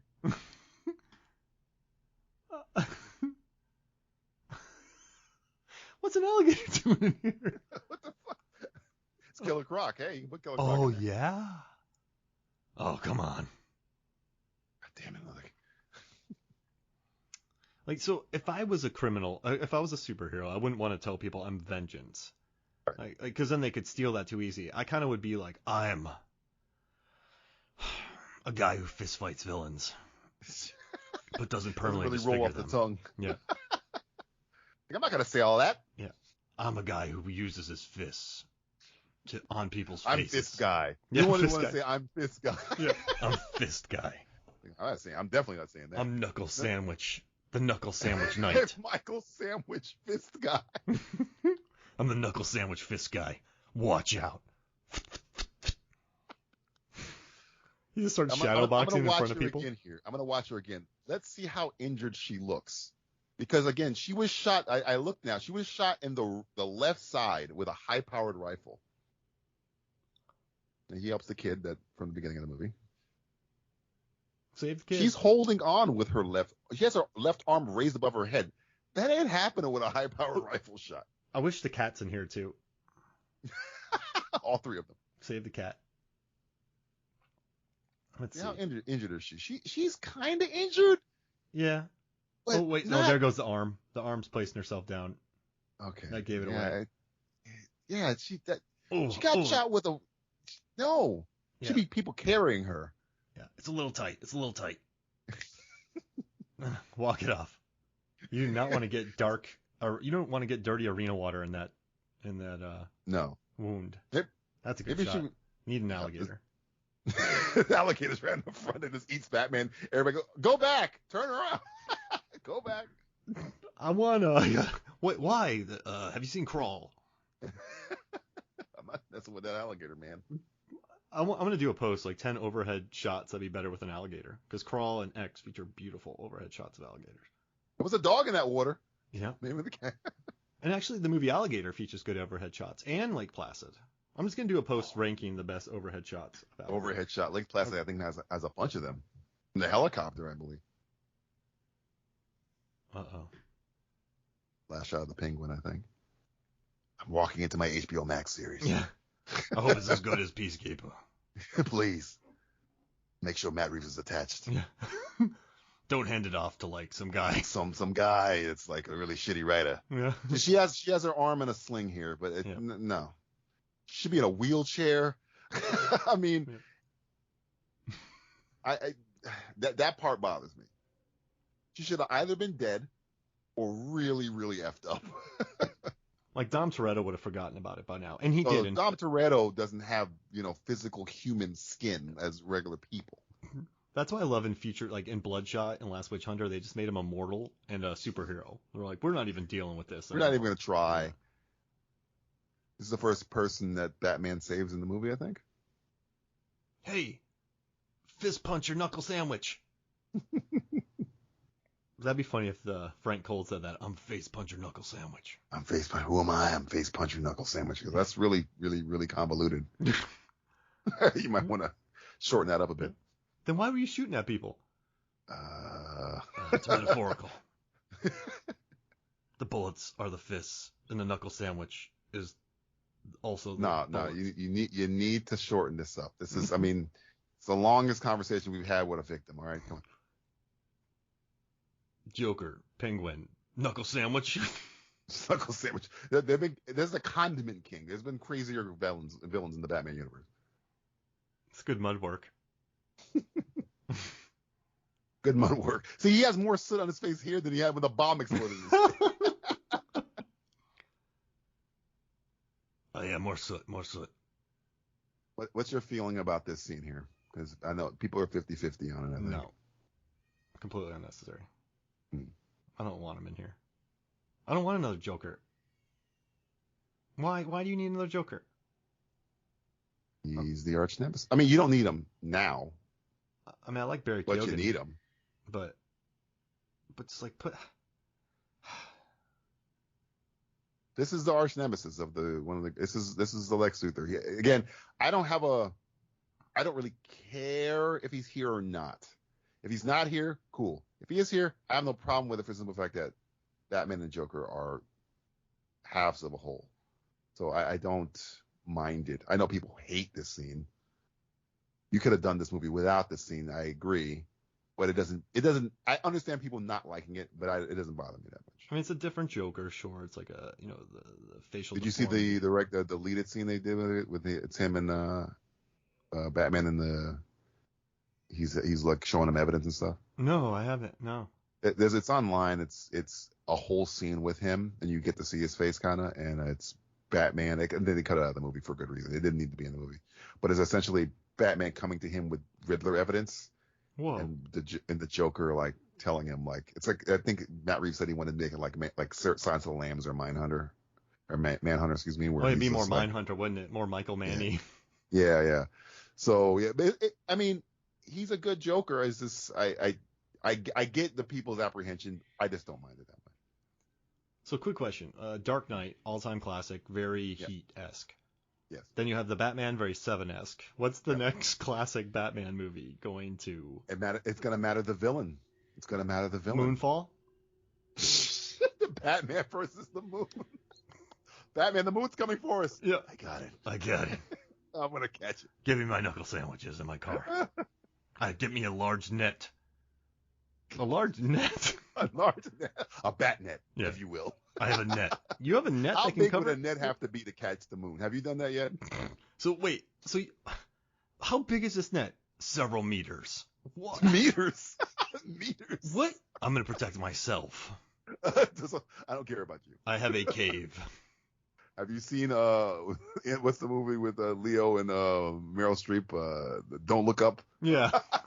I have my own planet picked out. I'm fine. Yeah. Oh, yeah. I don't care what else. Me and the guy from The Outfit and Bridge of Spies, we're gonna fly to space. Mark Rylance. Rylance and me are out of here. Rylance would make a good Alfred, by the way, too. Oh yeah, he'd be great. I love him in The Outfit. He's so good.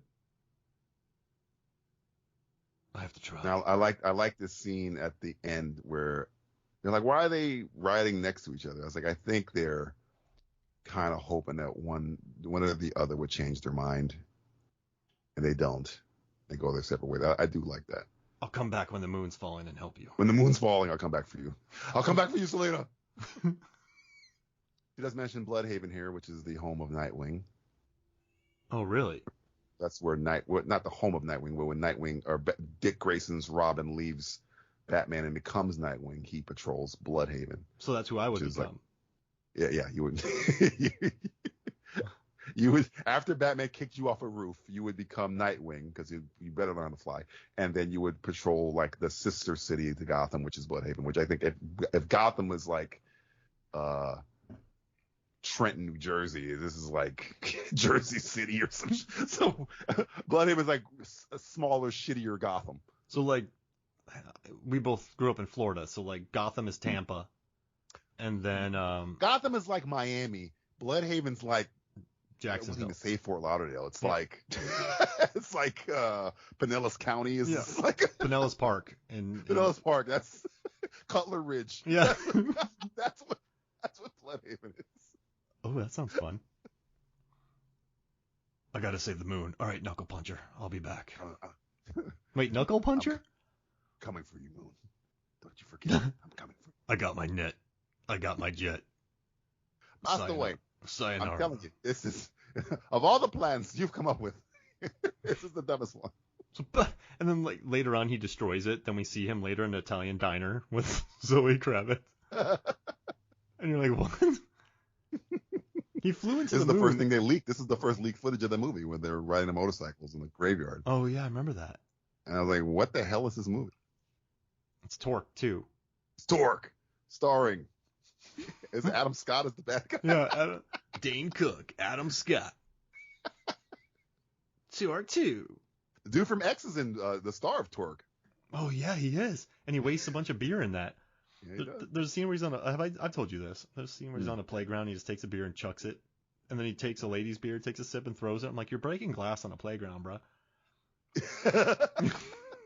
There's children around. Yeah. What are you doing? That's what sticks out to me about Torque. I'll see you later. That's what sticks out about you. That is what sticks out about Torque. It does. That's what the one thing. Oh, there we go. One thing Mark got away from that got out of Torque is like, man, it's really dangerous for children on this playground. That's how my brain works. That's what earns me the big bucks. Oh, yeah, it does. It does. Well, this is a great shot here. This is Batman leaving. And cue Foghat. Slow ride. No, but it's covered by like Haim. I don't know. It's gonna be a K-pop band covering. Wait, Regina Spektor. Oh man. Oh please, do not put that in the universe. That might happen. A Regina Spektor Slow Ride cover. Oh my god. No, or by the lady who sang that. Remember when iPods were big and that lady sang that song and it was everywhere? Oh, yeah. But she sings it. Please no. No, please Billie no. Eilish, Foghat, No, Slow Ride. My sister loves Billie Eilish, but even she'd be like, "What is this song?" Slow Ride, take it easy. And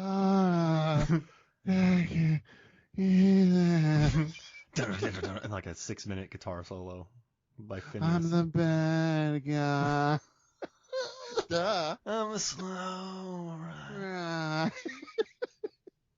Oh, Michael Giacchino, one of his best scores since The Incredibles, I think. Michael Giacchino's been doing a lot of scores recently, and this was the more iconic because I think he did Spider-Man: Homecoming. Oh, and wow. He did Rogue One, and he did a whole bunch. They're not remarkable. I don't remember them, but I do remember this one. Well, this was fun, man. This was 3 hours flew. We did this for 3 hours. Oh, wow. Still daylight. Right. Yeah. So we're good. Hey, before we get out here, do you want to promote something? Simplistic Reviews Podcast. Search simplistic.reviews or simplistic.com? .net, excuse me. I couldn't remember my own website. Simplistic.net. Search for me on Twitter under Trying to Be DJV or search for our show's website at Simple Tweeters, and we discuss a whole bunch of stuff. Hey, Andy Serkis is his name. I love Andy Serkis. Colin Farrell, he's the Penguin. I'm running out of things to say. Hey, who's next on the card? Jamie Lawson, Gil Perez Abram, Peter McDonald, and, of course, Frank Cold. He's not credited here because you can't even type his name. There's not enough. I think my computer, you know the Mothman? Like, I think that's what happens with Frank The Cold. Mothman. The Mothman prophecy. Yeah. You see Richard Gere like, where's Frank Cold? This is the second Richard Gere reference you've made today. You made Breathless reference earlier. Yeah. Now you're doing Mothman prophecy. I'm a gearhead. Gearhead. That is not the name of his fan base. I take it back. Take it back right now. That's I'm starting that. No, I refuse. I will not allow this to happen.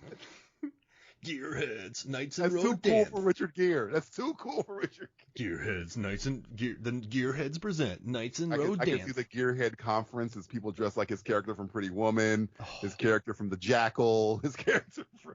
Oh man, if someone's like Jack Black from The Jackal getting his arm shot off. Jack Black got killed in The Jackal. Dr. T and the Woman. Dr. T.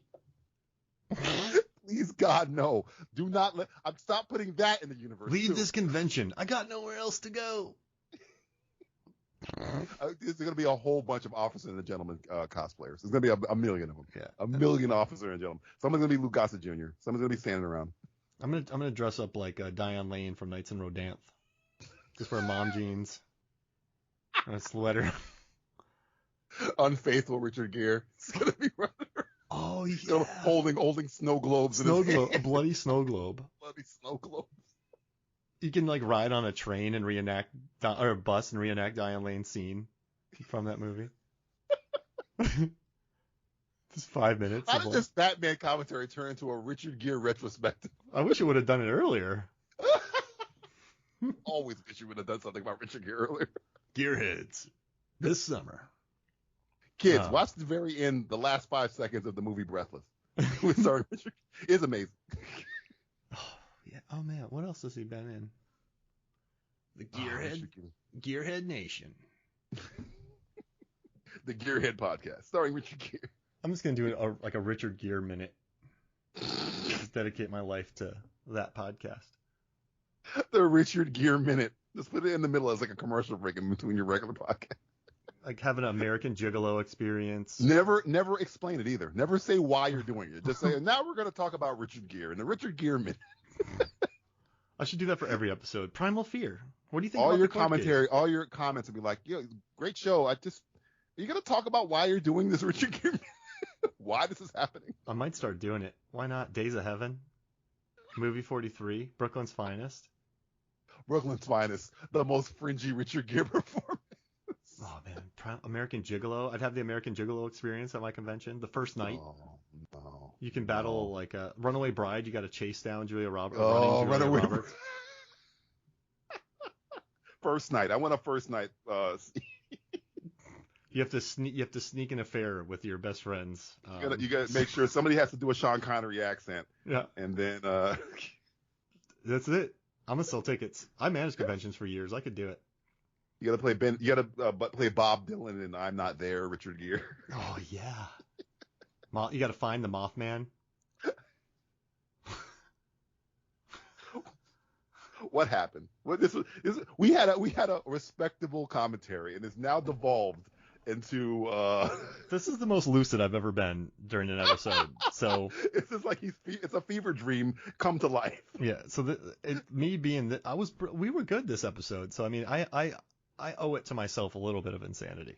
Okay. Well, you enjoy your red corner, Richard Gere. Okay. Gearheads. All right. Well, this was awesome, DJ. Thank you so much for joining me, man. My pleasure. My pleasure. All right. So for me, Mark Hoffmeyer, for DJ Valentine, this is Movie Songs and Flicks. We'll see you next week. Gearhead. Find the Mothman. Gearhead. Take your Gearhead. He's in the film. He's ready to act.